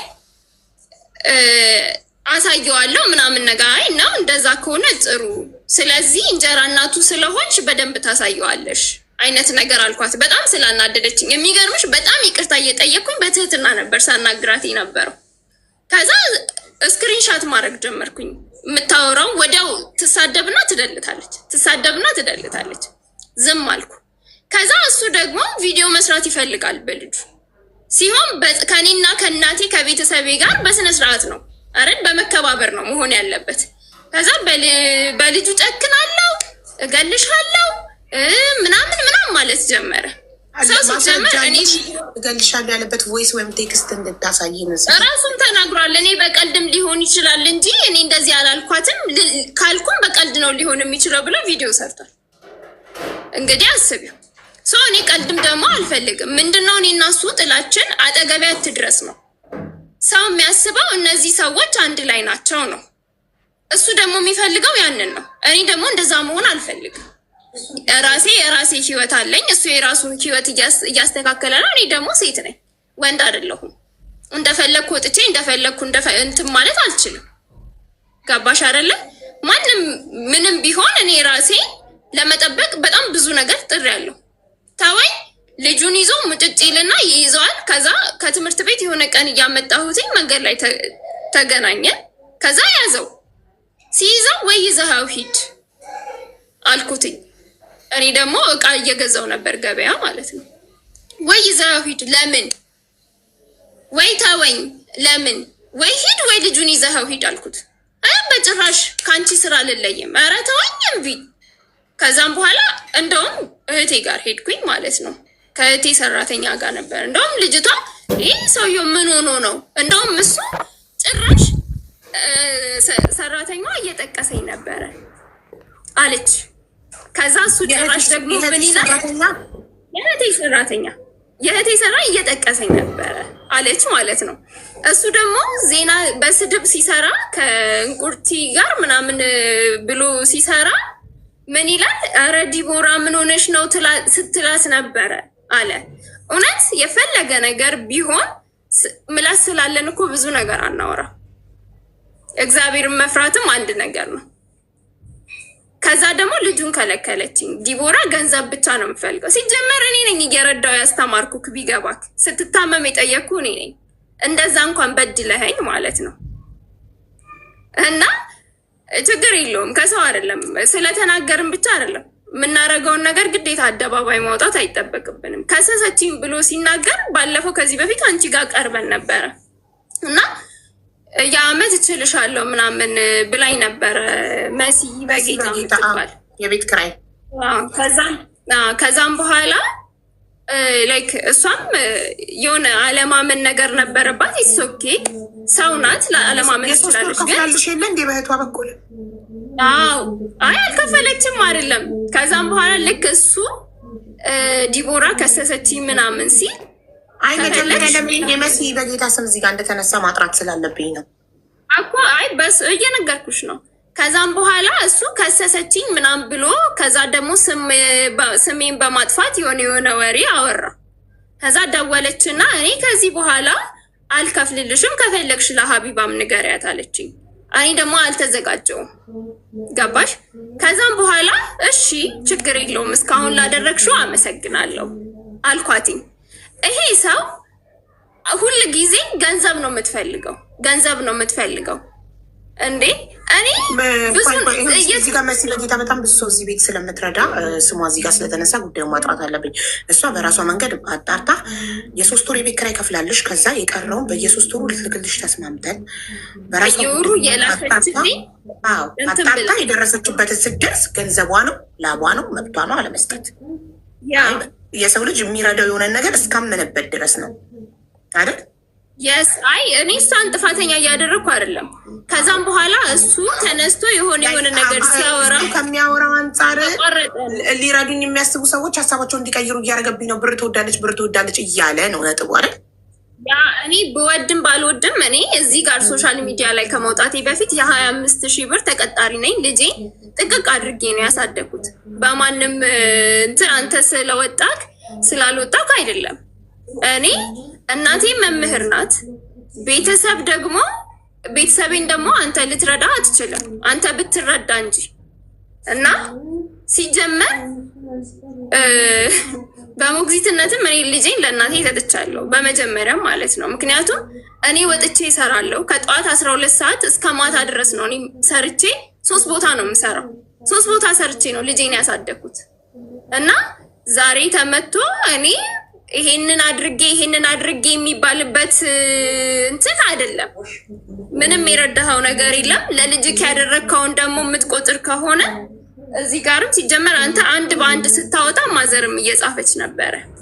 ስለዚህ ጤፍ አልገዛህልኝም፣ የቤቴን አስቤዛ ከሩዝ ውጭ ምንም የገዛኸው ነገር የለም። ሩዝና ከሰል ነው የገዛኸው። ቤቷ አልረዳው፣ ቤተሰቡ አልረዳው እያልክ የምታወራው በጣም ብዙ ጊዜ ማለት ነው። አንዳንድ ጊዜ ዝም ስንል የእውነት ነው የሚመስለው። ውሸት እንትን ሲል ሲደጋገም እውነት ይሆናል። እና ከልብክ ሁን። ልጁን ደግሞ አልከለከልኩህም፣ መከልከል እፈልጋለሁ። ቱ ቢ ሆነስት እኔ መከልከል እፈልጋለሁ። ምክንያቱም ልጄን አንተ ገንዘብ እያደረግክ እንዲያደረግኩ እያልኩ አደባባይ አራጣ አበዳሪ የማያወራውን ወሬ ለልጅክ ለገዛ ልጅክ ልጄ ብለክ መተክ ልትሰራበት ሊያውም አይደለም። እዚህ ጋር እሱ አንድም አንቺን አልኮነንም፣ የደረሰበትን ብቻ ነው የተናገረው። ሰው አንቺ የተናገረውን ትክክል ነው ወይም አይደለም ነው እንጂ ማለት ያለብሽ እንደ አራጣ አበዳሪ ደጋግመሽ ያደረግከውን አወራክ ምናምን ስትይው ላይክ እኔ ቀድመሽ ጃጅ እያደረግሹ ነው። ሰው ታዩ፣ ህዝቡ ይፍረድ። ህዝቡ ይስማና የሁለታችሁንም ሰምቶ ማንጋ ሀቅ እንዳለ ይፍረድ እንጂ አንቺ ቀድመሽ እኔ ጻድቅ ነኝ፣ እኔ ንጹህ ነኝ፣ አንተ ብቻ ነህ ቆሻሻ፣ አንተ ብቻ ነህ ኃጢአተኛ እያልሽ ነው። እንዲህ አድርጓል።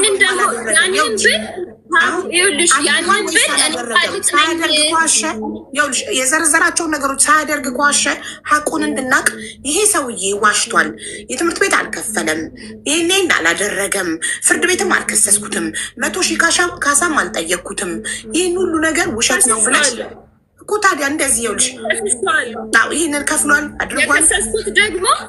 የከሰስኩት ደግሞ 1000 ጊዜ አደባባይ ይወጣ ለልጄ ይሄን አረኩ ሲል በህጋዊ ይኸው አድርጊያለሁ ብሎ በማስረጃ እንዲቀመጥለት ነው እውነታው ማለት ነው። ውሸት አደረግኩ ብሎ ከሚናገር ልጨርስልሽ፣ እሱ ያለውን አልሰማሁም አልነበርኩም ብለሽ ስለነበር ማሪ ልጨርስልሽ። ተረጋግተሽ ከመስከረም ጀምሮ ዲኤንኤ ተመርምሮ ልጅነቱ ከታወቀበት ጊዜ ጀምሮ የአቅሜን እየረዳው ነበረ። ዩቱብ ላይም ሰርቼ ዩቱብ $1 ሲቆጥር ዲቦ ስሪ ተቀጥረሽ ከምትሰሪ በዩቱብ ሞር ሰክሰስፉል ትሆኛለሽ ብዬ ዩቱብ ስንት እንደቆጠረልኝ ያሳየኋት እና ነይና አንቺም ዩቱብ ስሪ በዩቱብ ሰክሰስፉል ትሆኛለሽ፣ ይህን ያህል ይገኛል አልኳትኝ። እናም ከመሬት ተነስታ ስልክ ማንሳት ተወች። ልጄን ማየት ከለከለችኝና በፍርድ ቤት ሄዳ ከሰሰችኝ ነው ያለው። ስለዚህ እውነት እሱ እንዳለው በሰላም አብራችሁ ሰላም ሆናችሁ እየረዳ ዩቱብ ቻናሉ ላይ እንግዳ ሆነሽ ቀርበሽ ጭራሽ ተስማምታችሁ እንግዳ ሆነሽ ቀርበሽ ዩቱብ ምን ያህል ገንዘብ እንደሚያስገኝ ነግሮሽ ከመሬት ተነስተሽ ዘግተሽዋል። እውነት እሱ እንደሚለው እንደዚህ ብለሽ ነው ማለት ተስማምተን ነው ያንተ ዩቲዩብ ላይ የቀረብኩት። መጀመሪያ ጥያቄ ተስማምተን ነው? ዋሽቷል፣ አልተስማማንም እንደዚህ እያልሽ ለእኛ ንገሪኝ። እሺ አልተስማማንም። ያለ ፍቃዴ ነው የተቀረስኩት። ሊያውም ደግሞ ለዚህ ደግሞ ዳሎር ኢንተርቴንመንት ተጠያቂ ነው። እሱ ነው ደውሎ የጠራኝ። እቃ ውሰጂ ነው የተባልኩት። ከዛ ሲሄድ አልተም ማለት በግዴታ ነው። በቃ ሰው ሌሊት ጀምሮ ቁጭ ብሎ እንትን ይላል። እንደውም በደንብ ከታየ በስነ ስርዓቱ ላይ አልመለስኩለት። እሺ ሌላው ደግሞ አልፈልግም ብለሽ ለምን አይፈታሽም? ፈቃደኛ ካልሆንሽ ኢንተርቪው ተብለሽ ተነጋግረሽ ካልሄድሽ ስትገቢ ቃለ መጠይቅ ወይ ኢንተርቪው ሲጀምሩ እንደ ለዚህ አልተስማማንም ቃል ውስጥ ነው የመጣሁት ብለሽ ብድግ ብለሽ ለምን አልወጣሽም? እምቢ ብለሽ አላወኩም። ምኑ እኔ እንደዚህ እንደሚደረግ አላውቅም። ምክንያቱም ሰው ከቦኛል። በተከበብኩበት እንዴት ነው እንትን የምለው? እኔ ደግሞ ሰው ሪስፔክት ከማድረግ አንጻር እንጂ እሱ ይምጣ አይምጣ የማውቀው ታሪክ የለም። አልተስማማንም በዚህ። ከዛ ባለፈ ደግሞ ረድቻለሁ ላለው የረዳው የት አልደብተሩ እንደዚህ ነው እንድትናገር የሚፈልገው። ይሄን አርጓል፣ ይሄን አላረገም፣ ይሄን ዋሽቷል፣ እዚህ ጋር የትምህርት ቤት ከፍሏል ወይም አልከፈለም እንዳለው ልብስና ጫማ ለልጁ ሲገዛ ነበር ለ10 ወር ያህል ለ8 ወር ያህል ነበር ወይም አልነበረም እንደዛ ያልሽ። እሺ እየረዳ አልነበረም አደረግኩ ያለው ወይም ደግሞ ይኸው እናቴ መዝግባ ያስቀመጠችው እሱ የሚያወራውን አለ። እናቴ የመዘገበችውን ደግሞ እስቲ እናትሽ የመዘገበችውን ልጅና እዚህ ጋር እሱ ከተናገራቸው ውስጥ ኤክስ ራይት አደርጋለሁ እኔ። እሺ ቆይ ለምን ይኸው መስከረም 4 ሩዝ 5 ኪሎ ገዝቷል። ወተት 1 ሊትር ገዝቷል። ብስኩት ገዝቷል። ኩኪስ ማለት ነው። ከዛ በመስከረም 11 በየቀኑ አይገናኙም። መስከረም 11 ኳስ ገዝቷል። እርጎ ገዝቷል። ወተት 1 ሊትር ገዝቷል። ከዛ ብስኩት ገዝቷል። ፓምፐርስ ገዝቷል። 2 ፓምፐርስ ገዝቷል። ዋይፕስ 1 ነው የገዛው። ልጃችሁ የ4 ዓመቱ ነው አይደል? ልጃችሁ 3 ዓመት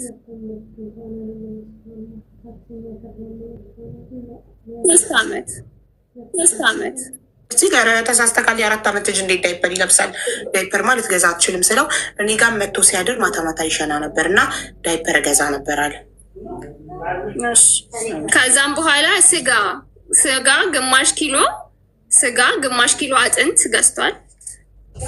እነዚህን እንዳለ ከአስቤዛ ጋር አጠቃቅልኳቸው። አይ እንትን ልበል ኦልሬዲ አልቋል፣ ብዙ አይደለም።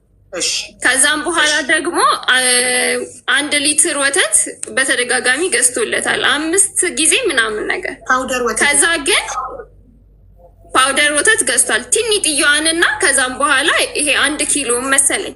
ትልቅና ትንሽ ነው ያለው። ለዛ ነው የመዘገብኩት። እሺ ከዛም በኋላ ደግሞ የግማሽ ሊትር ወተት ከመስከረም 4 እስከ 30 ግማሽ ሊትር ወተት እንትን ብሏል። ከዛ ደግሞ በሻንጣ ማለት በሻንጣ ሙሉ በፌስታል ሙሉ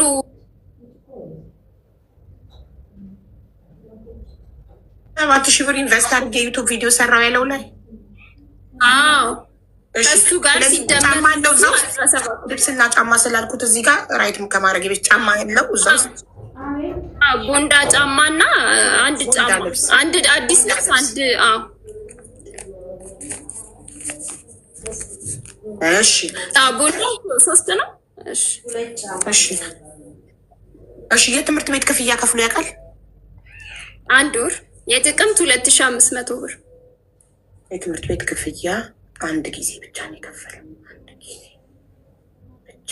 ኦኬ እሺ 4,000 ብር በወር ይሰጥ ነበር? በጭራሽ። ኧረ በህልሙም 400 አይሰጥም። አይደለም 4,000 ብር 4 ብር አይሰጥም። የለኝም ነው የሚለው። ሰጥቶ የማያውቅም 4,000 ብር አንዴም በህይወቱ በጭራሽ። ዲኤንኤ ተመርምሮ ነው የሚበዛው። ዲኤንኤ ተመርምሮ አባትነቱ ከታወቀ ጀምሮ ለ8 ወር ምንም በቃ ይሄን ብቻ ነው ያደረገው። ከዛም በኋላ ደግሞ ነገሩ በጣም እየተባባሰ ሲሄድ እኔ አልፈልግም ብዬ ከመሀል ወጣው። ከእኔ ማግኘት አንተን ስለማልፈልግ ብዬ ቁጥሩን የእናቴን ሰጠሁትኝ። ከዛም በኋላ የምታሳየው እሷ ናት። ይህን ሁሉ ሲያደርግ የምትጽፈው እሷ ናት። እሺ 4,000 ብር እሰጣለሁ ብሎ ነው እንጂ ቃል የገባው ሰጥቶ አያውቅም። እሰጣለሁ ብሎ አላለም። ልጁን እንደውም ገና 1 ወራችን ይሄ ሁሉም ሆኖ በ1 ወር ውስጥ ነው። እኔና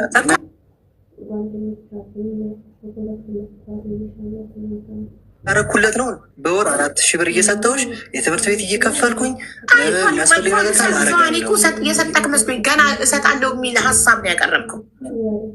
መመዝገብ በሁለተኛው በቀጣይ ወር ነገር ጋር ሰተከተክ 4,000 ብር ያደረካቸውን ነገሮች የነገርከኝን ያውልክ ቢኒ ያደረካቸውን ነገሮች የነገርከኝን አሁን ዲቦራ ኮንፈርም ስታደርግ ራይት ያርኩ ነው። 4,000 ብር ግን ሰተማታ ኮን ከዚህ ጋር መሰረዝ አለበት። የለማ ገና ልትሰጥ ለወደፊቱ ልትሰጥ። ስለዚህ ገና ልትሰጥ ስለሆነ ስላልሰጠቅ አይጻፍም። እዚህ ጋር ከተሰጡ ነገሮች ጋር አይጻፍም። ሰው ይሰረዛል። 4,000 ብር ተሰርዟል። እሺ ገዛው ያልካቸውን ነገሮች ሁሉ ደብተር ላይ አንብባ እንደገዛህ ተመዝግቧል። ራይት ተደርጓል፣ ታርሟል። ግን የትምህርት ቤት ክፍያ ግን ስንት ጊዜ እንደሆነ አንተ አልገለጽክም። እኔ ደግሞ ለ8 ወር ያህል በየወሩ የከፈልክ መስሎኝ ነበር። እሷ 1 ጊዜ ብቻ ነው የከፈለው ብላለች። መጀመሪያ አስጀምርልሽ እኮ ገና በ1 ወር ውስጥ እኮ ነው ያልኩሽ። በቃ ይቺ ነገር የተፈጠረችው 1 ወር በ2ኛው ወር ላይ ተከሰስኩኝ ነው እያልኩሽ ያለሁት። ህዳር 8 ነው መጥሪያ የደረሰኝ። በቃ አልገባሽም? ይሄንን ሁሉ ያደረኩት በ1 ወር ነው። ፓውደር ገዝቻ ኪራይ ነው። ወተት ደግሞ ኪራይ 1 ወር በ1 ሊትር ይዤለታለሁ። ከዛም ሳስበው 1 ሊትር የዲቦታራ ነው። አንዴ ልጨርስኩ። እነዚህ ነገሮች ሁሉ የገዛው አሁን ደብተር ላይ ያነበብሽልኝ እናትሽ በጽሁፍ ያሰፈረቻቸውን ነገሮች እንዳለ የገዛው በ1 ወር ውስጥ ነው። መስከረም ላይ ነው። ከመስከረም 1 እስከ መስከረም 30 ባለው ጊዜ ነው።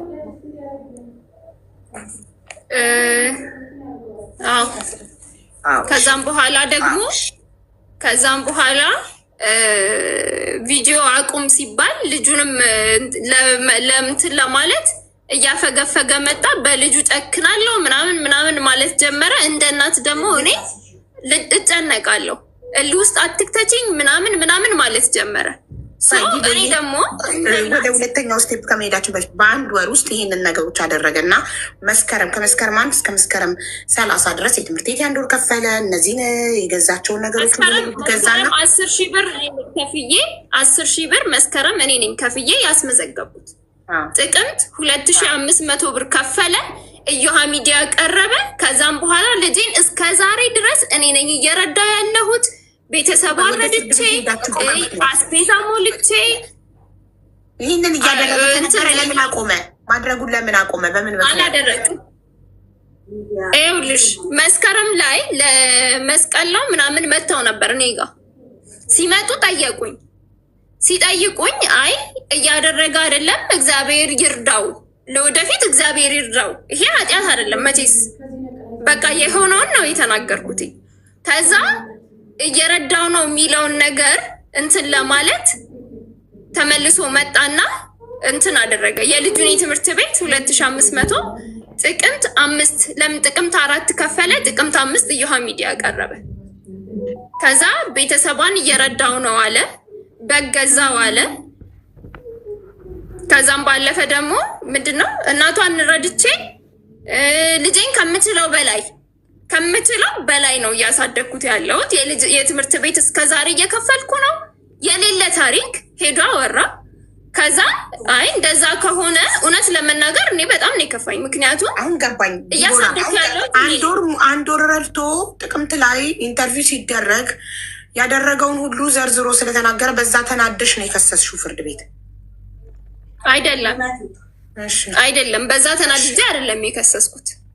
በዛ ተናድጄ ሳይሆን የሚናገራቸው ንግግሮች ለእኔም ሆነ ለቤተሰቤም ሆነ ክብር ያለው አይደለም። ሶ ነገሩ ህጋዊ ቢሆን ለእኔም ሆነ ለልጄም ሴፍቲ፣ ለቤተሰቤም ሴፍቲ፣ ለእሱም ደግሞ አላደረክም ከመባል እንዲያወጣ ከሰስኩት። የከሰስኩት ደግሞ ክስ አይደለም፣ በወንጀል ችሎት አይደለም የከሰስኩት፣ በቤተሰብ ህግ ነው።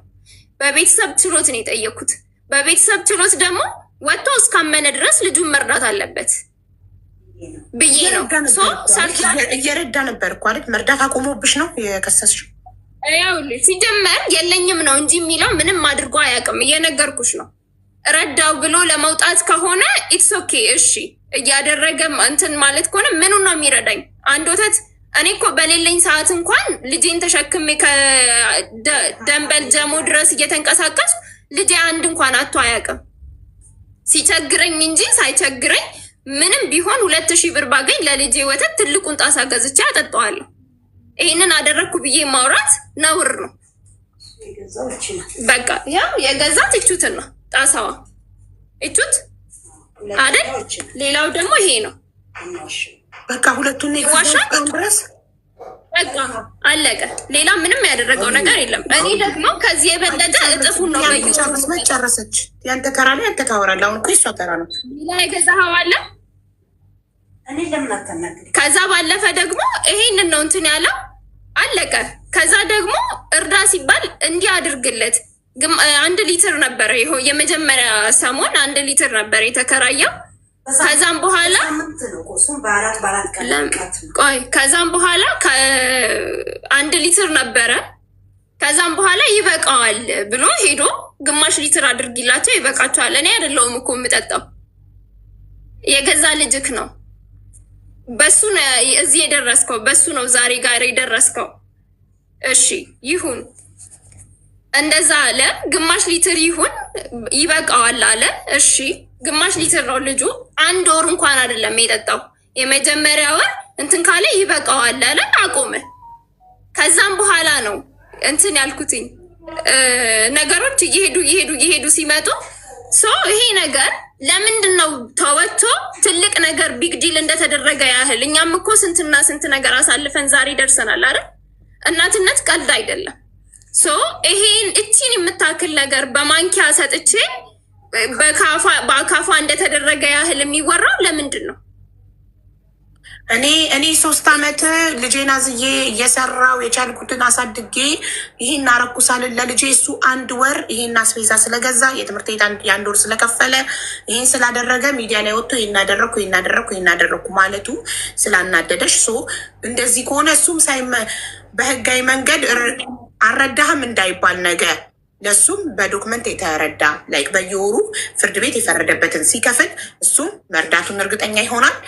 እኔም ያለምንም ጭቅጭቅ ለልጄ ፍርድ ቤት የፈረደልኝን ተቆራጭ አገኛለሁ በሚል ሀሳብ ነው ሄደሽ የከሰስሽው ማለት ነው፣ ክስ የመሰረትሽው።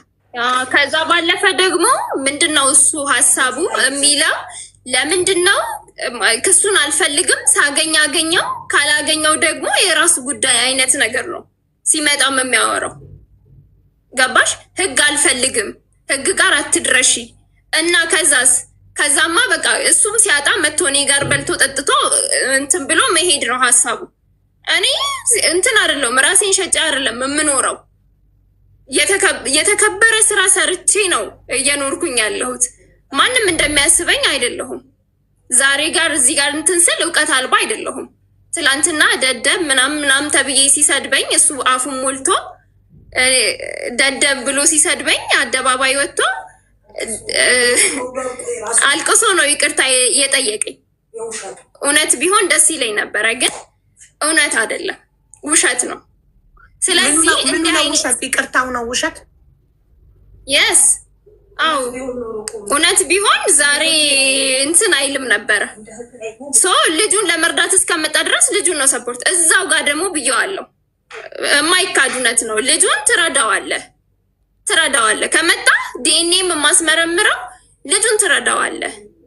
አላስመረምርም ብዬ የተማመን ነው እረዳዋለሁ። ድንጋይ ለምን አልሸከምም እረዳዋለሁ ብሎ ነው የመጣው። ገባሽ?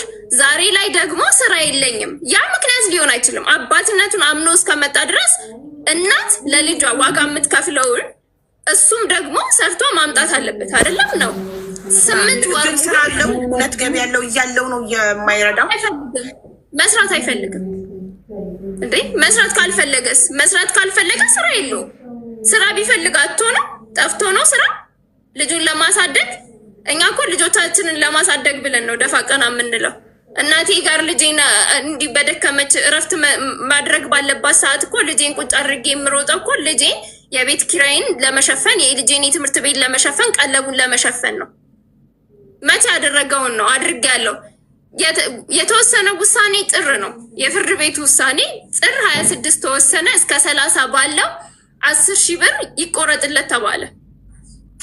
መቼ ነው የተወሰነው? ጥር 26 10,000 ብር ተፈረደበት። 10,000 ብር ተፈረደበት። ከዛ እሱ ይግባኝ ጠይቆ 5,000 የተደረገለት መቼ ነው? ቆይ እንትን ልድረስልሽ። ልዩነቱን የስንት ከፈለ ለማየት ነበር። 10,000 ልዩነቱን ቁጥር እንትን ነው ይኸውልሽ። እስከ ጥር ድረስ ምንም አልከፈለም። ጥርም አልከፈለም ሲጀመር ማለት ነው። ጥር እስከ 30 መክፈል አለበት ተብሎ አልከፍልም ብሎ እንትን አልኩለት፣ ቴክስት ጻፍኩለት አካውንቴን እና እስከ 30 ባለው መክፈል አለብህ ተብለሃል። ስለዚህ የልጁ የትምህርት ቤት በዚህ ጊዜ ስለሚሆን በዚህ አካውንት አስገባልኝ ብዬ ቴክስት ጻፍኩለት። ቴክስት ጽጽፍለት ዝም ብሎ አለፈና ልክ የጥርን ወር የካቲት ማለት አፈጻጸም ይከፈታል። አፈጻጸም ከፈትኩኝና እንትን ፍርድ ቤት እንትን አስገባው ማለት ነው። ከዛም በኋላ ፍርድ ቤት ሳስገባ ምን ተባለ? የካቲት 24 ተቀጠርን። የካቲት 24 ተገኘ። ለምን በ17 መጥሪያ እንዲደርሰው በ17 መጥሪያ እንዲህ ሰጠሁትኝ። ሄዶ የለኝም ስለሌለኝ አልሰጥም ብሎ ተመለሰ። ሄዶ መልስ መስጠት ስለነበረበት ከፍለው ይገኙ ነው የሚለው። ሄዶ የለኝም ስለሌለኝ አልሰጧትም ብሎ ተመለሰ። እኔ እንደውም እሱ የሚያደርገው ነገር ምንም ፍላጎት የለኝም። እኔ እንደውም የያዝኩት ብር ክፈል፣ ቀለብ ክፈል የምለው ልጄን ላለመስጠት ነው እንጂ ሲጀመር የእሱ 5 ሳንቲም እኔን አኑሮኝ አይደለም። ዛሬ ላይ የደረስኩት በራሴ አቅም እንጂ ባንተ አይደለም። ሌላው ደግሞ ጥር ለምን የካቲት 24 ተቀጠረ። በ17 ሄዶ የለኝም ማለት የካቲት 24 ተቀጠረ። ከዛም በኋላ ሲሄድ እንዳልታሰር ብሎ እንደውም ጓደኛው ጠዋት እኔ ወደ ፍርድ ቤት እየሄድኩኝ ደወለልኝና ቢኒያም አካውንትሽን ላኪልኝ እያለች ነው። ቴክስት አድርጌለታለሁ። አፈጻጸም የተከፈተበት ወረቀት ላይ አካውንቴ አለ። ከዛም በኋላ አካውንትሽን ላኪልኝ ብሎሻል አለኝ ማለት ነው። አይ እኔም ወደ ፍርድ ቤት እየሄድኩኝ ስለሆነ በአካል እሰጠዋለሁ ችግር የለውም ብዬ ሄድኩኝ። ልክ ሲያይኝ አካውንትሽን ላኪልኝ ሲለኝ አይ ምን አስቸኮለ? እስከ ዛሬ ጊዜ ነበረው አይደል? ከጥር 26 እስከ የካቲት 24 ድረስ ጊዜ ነበረው። እስከ የካቲት 5 ሳንቲም ያደረገው ነገር የለም ምንም ማለት ነው። ብቻዬን ነው እኔ ልጄንም እያሳደግኩኝ ያለሁት እስቲል አሁን ድረስ። ከዛም በኋላ የካቲት 24 ቀረበ። ሲቀርብ ወዲያውኑ ዳኛዋ ጋር ከመቅረባችን በፊት ወዲያውኑ 10,000 ብር ላከልኝ ማለት ነው። የመጀመሪያ የጥርን የካቲት ላይ ሰጠኝ። ከዛም በኋላ አልኳትኝ ሄድኩና በዛ በመሃል ተሳድቦ ቪዲዮ ዩቲዩብ ላይ ሰርቶ ነበረ። ከዛ እሱን ምን አደረግኩኝ? በአቃቢ ህግ እንትን አልኩኝና አንደኛ ሲጀመር ለምንድን ነው ስሜ በውሸት የሚነሳው? እየረዳ ላልሆነው ልጅ ላልደረስኩበት ሰውዬ አጋጣሚ ላይቭ ላይ እያለው መጣችና አወራችኝ። 38,000 ብር ቢኒያም ሰርቆኛልና እንዲመልስልኝ ብላ ደራርቱ የምትባል ልጅ ቪዲዮ ሰርታለች። እኔ አይቻት አላቅም፣ አውርቻት አላቅም። እራሷ ራሱ ምስክር ናት። ልጅቷ ብትጠራ ማለት ነው። አላቃትም፣ አታቀኝም። በቃ ከዛ እንዲህ ቪዲዮ ሰርታለች ምናምን ስትለኝ እኔ ምን አገባኝ የምትልሽ ማማ የእሱ ፍቅረኛ አይደለችም። አይ ከሊሊ ጋር እያወራን ማለት ነው። ከዛ እንደዛ ስትለኝ እኔ ምን አገባኝ። ቀድሞ ማለት ታይ ብለዋታል እሷም እና የኔን ጉዳይ ደግሞ በፍርድ ቤት ይዤዋለሁ። በፍርድ ቤት ቀድሞ እንደያዝኩኝ ነግሬያለሁ። ከዛም በኋላ ስለ ልጅቷ አይመለከተኝም። ምክንያቱም እኔ ስለ ራሴ እንኳን በስነ ስርዓት እንትን አልልም።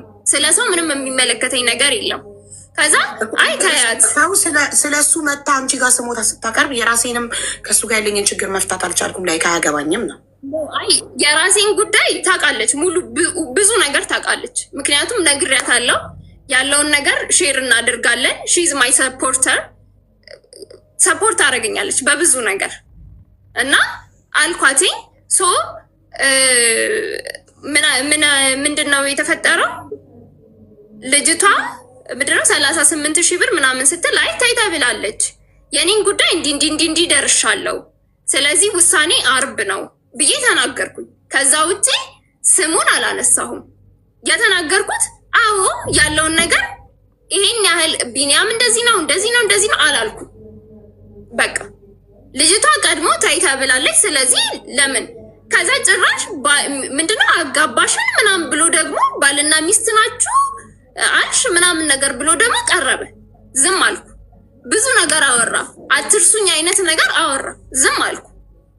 ከዛ ምንድነው ዜና ቀረበ ማለት ነው። ዩቲዩብ ሰራ። ዲቦራ የከሰሰችው ክስ ነው። ምንም ወንጀል እኮ አይደለም። ያልኩትን እጠይቃለሁ፣ የፈለግኩትን ጠይቃለሁ። ህግ ደግሞ አይቶ ነው የሚፈርድልኝ። እኔ አይደለሁም የምፈርደው። አይደለም እኔ አይደለሁም ፍርድ ቤት፣ እኔ አይደለሁም ዳኛ። የምፈልገውን ነገር እጠይቃለሁ። በቃ እኔ ማስበውን ጠይቃለሁ። ፍርድ ቤት ደግሞ ግራ ቀኙን አይቶ ይወስናል እንጂ እኔ እንደ ጠላት አይደለም እንትን ያልኩትኝ። ጠየቅኩ። 15,000 የጠየቅኩት በቃ ያገኛል። አግኝቶ ነበረ። በእኔም ቪዲዮ ሰርቷል፣ አግኝቷል። በልጁም ሰርቷል። እና ይሄ ልጅ ሲጀመር እራሱ በሰራበት እንጂ ያገኘው ረዳው ነው የሚለው እሱ አሁን 70,000 ብር። ከዛ ልጁን ባገኘው ቁጥር 1,500 ብር አወጣለሁ አለኝ። ባገኘውት ቁጥር 1,500 ልጁ ማለት ምንድን ነው የሚበላው? ይሄን ያህል 1,500 ብር። ያው እኔ እንደውም ይሄ እዚህ ጋር የተጻፈው በሙሉ እሱ እንትን ያለኝ ነው። ይሄ ሁሉ ማለት ነው 70,000 ብር። ከ70,000 ብር በላይ አውጥቻለሁ። ከዛ ደግሞ ካልኩሌት ያደርጋል ማለት ነው። ሶ ይሄን ያህል ነው ልጅህን ሲበላ ሲጠጣ የምትቆጣጠረው። ያልበላው ያልጠጣውንም ነው ልጅን የሚቆጣጠረው። እሺ ይሁን፣ እናመሰግናለን። እኔ ጤና ልሁን ለልጄ። ከዛ ያለፈ ደግሞ መች ነው የካቲት 24 ከፈለን። የጥርን የከፈለው። ከዛ የካቲት 24 ምን ተባለ? ነገርኳትኝ ለሴትዮዋ፣ ለዳኛዋ ማለት ነው። ክቡር ዳኛ፣ ይሄ ሰው ምክንያቱም ከኔ ጋር ቅራኔ ላይ ነው፣ እየተሳደበ ነው። ከኔ ጋር ሰላም ካልሆነ ለልጁ ምንም አይነት ቢሆን በልጁ ጨክናለሁ እያለኝ መልካም አእምሮ ይኖረዋል ብዬ ማሰብ አልችልም። ምክንያቱም ከኔ ጋር እልህ ውስጥ ነው ያለው።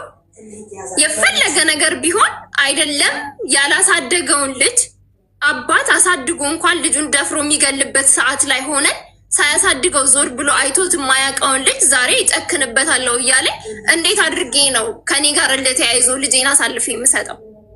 ከዛ አልኳትኝ ዳኛዋን፣ እንደዚህ ቪዲዮ እየሰራብኝ ነው።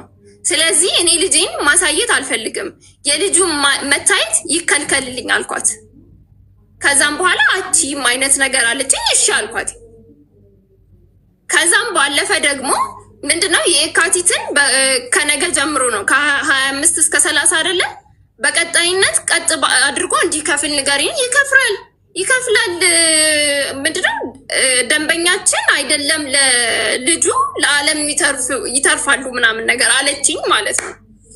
እሺ እንዳፍሽ አድርገው ብዬ ጥያት ወጣሁ፣ ዳኛዋን ማለት ነው። እና የሚገርምሽ ዳኞቹ ራሱ እንዴት አንቋሻው እንትን እንደሚሉኝ ሀሳቤ ሳልገልጽ ያባርሩኛል።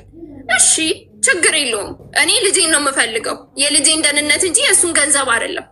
የካቲትን ዝም አልኩ፣ መጋቢት ዝም አልኩ። ሚያዝያ ላይ መጥሪያ ደረሰኝ። በቃ አትርሽኝ አይነት ነገር ነው በቃ የሆነብኝ ማለት ነው። ትቼዋለሁ እኮ ስጠኝ ብዬ እንኳን ደውዬ አናግሬው አላውቅም። የካቲት አልከፈለም፣ መጋቢት አልከፈለም። ሚያዝያ ሲደርስ መጥሪያ ደረሰኝ። እሺ አልኩኝ። መጥሪያው ምንድነው? ይግባኝ። እዚህ ጋር የዘለልሽው ቪዲዮ ስለሰራ 100,000 ብር ካሳ ይክፈለኝ ብለሽዋል። እሱን እኔ ሙሉ ለሙሉ ሰላም ነው የምፈልገው። ስለዚህ ብየዋለሁ፣ በደንብ አድርጌ ብየዋለሁ። ልጄም አጠገብ እንዳትደርስ ቪዲዮችንን ዳልት፣ እስካሁን የለቀቀውን የኔንም የልጄንም ቪዲዮ አጥፋ። ከዛም በኋላ ደግሞ ምክንያቱም በጣም ብዙ ስራ ተበላሽቶብኛል። ማስታወቂያ መስራት ትቻለው። በጣም ብዙ ሰው ይደውልና አንቺ ባለጌ እንዲነሽ ለምን እንዲህ ታደርጊዋለሽ ምናምን እማይሉት የለም፣ እየተደወለ ማለት ነው። እኔ ለማስታወቂያ ብዬ ነው ስልኬን ባዮ ላይ ያስቀመጥኩት እንጂ ማንም እየተነሳ እንዲደውልልኝ እና እንዲሰድበኝ አይደለም። ሶ ይደውሉና እንዲሆንሽ በዚህ ወጥተሽ እንደዚህ ታደርጊዋለሽ እንደዚህ ሆንሽ። ከዛ በጣም አሰብኩኝና ስራ መስራት አልችልም፣ መቀጠርም አልችልም፣ ምንም ማስታወቂያ መስራት አልቻልኩም። ከዛ ሲደውል በጣም ሲያስጨንቀኝ ውል አዘጋጅ አልኩት። ልጅ አጠገብ ላልደርስ አጠገባችሁ ላልደርስ። ከዛም በኋላ ህጉን እንትን ስል ስም ማጥፋት ወንጀል በሞራል ካሳ ምናምን ብቻ ሳልፈልግ ህግ አጥንቼ ቁጭ ብያለሁ። ሶ ብዙዎቹን ማመልከቻዎች እኔ ነኝ የምጽፋቸው ብር ስለሌለኝ ማለት ነው። ሶ እንትን አልኩኝ፣ ማጥናት ጀመርኩኝ። ከዛም በኋላ ጻፍኩኝ፣ ውል አዘጋጅ፣ እንዲህ አይነት ውል አዘጋጅ፣ የሞራል ካሳ ፈልጋለሁ። 100,000 ብር ካሳ ቪዲዮ ስለሰራህብኝ አልሽ? አዎ ቪዲዮንም አጥፋ፣ የልጄንም የኔንም ቪዲዮ አጥፋ። ስለዚህ ልጅሽም አጠገብ አልደርስም እንዲህ ብለክ ቪዲዮ እንትን በል። አንደኛ የይቅርታ ቪዲዮ ስራ አልኩት። ሁለተኛ ደግሞ ላዘጋጅ ሽማግሌዎችን ይዘህ ስመጣ 100,000 ብር ይዘህ ነው አልሽው? አዎ አልኩት። ምክንያቱም በቃ በጓደኞቹ በምናምን በቃ የማያስደውለው የለም፣ የማያስደውለው። እኔ አንዳንድ ጊዜ ሲደውሉ ሰው ሁላ ሲደውል ልኳቸው ነው እንዴ ነው የምለው። ኢቨን ኮሜንት ማለት ነው ማለት ሰው አደባባይ የወጣ ነገር ነው አይደለም። እንዲህ እየተፈጠረ ነው በህይወቴ በዚህ ሰው ምክንያት። ስለዚህ እንዲህ ቢፈጠር አሁንም ቢሆን እላለሁ አንድ ነገር ቢፈጠር በእኔም ሆነ በልጄ እኔ ከሱ ራስ አልወርድም። ሪያሊቲው ማለት ነው። ሶ የመጀመሪያ ሰዓት ዩቲዩብ ቪዲዮ ሰርቼ ሁሉም የእሱ እንትን ነው የሚመስሉት፣ ይሳደባሉ ምናምን ነገር። ኢትስ ኦኬ ችግር የለውም። እኔ እኮ በሰው አይደለም የምኖረው በእግዚአብሔር ነው። ከዛም በኋላ ደግሞ እሱ ራሱ በሚለቃቸው ቪዲዮ ዲቦራ ይባል። ከዛ ደግሞ መቼ ነው ሰሞኑን ደግሞ የሆነች ልጅና አባት ምናምን እዚህ እንትን ያልሹ አለ መሰለኝ። በሱ ደግሞ ቁጥ ለእኔ እንትን የተባለ ነው የሚመስለው ማለት ነው ሲሳደብ ምናምን። ኢትስ ኦኬ ኮሜንት ደግሞ አንብቢ። ዲቦራ እንዲናት አይደለም ሌላ ዩቲዩብ ጋር ምናምን ቀርቶ እዚህ ጋር ራሱ ዲቦራ ክፉ ናት እንዲናት። ክፉ መሆንኩ ምንም እኔ ልጄን ለመጠበቅ የማላደርገው ነገር የለም በአጠቃላይ ማለት ነው። ሲቀጥል ያለው ነገር ምንድን ነው?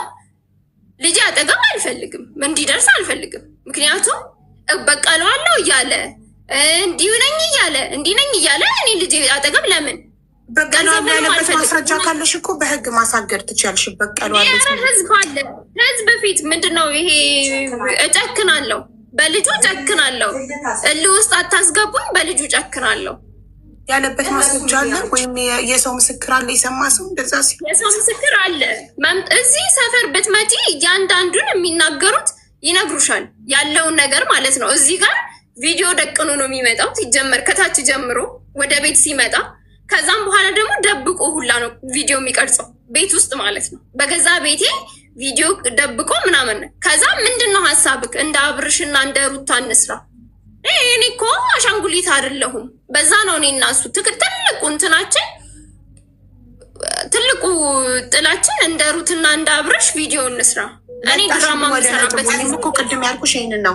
ዩቱብ ላይ ይሄን ያህል ገንዘብ ይገኛል እና እኔ እና አንቺ ለሁለት ከሰራን ውጤታማ እንሆናለን አልኳት እና አብረን እንስራ አልኳት ነበር።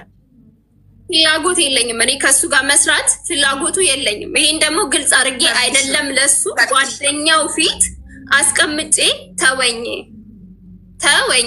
ይቅርታ አድርጊልኝ ስሜሽ ስላደረኩት። ለልጆቹ አስቦ ሲኖረው ገዝቶ ሳይኖረው አርጎ ነው አይደለ? ገባሽ?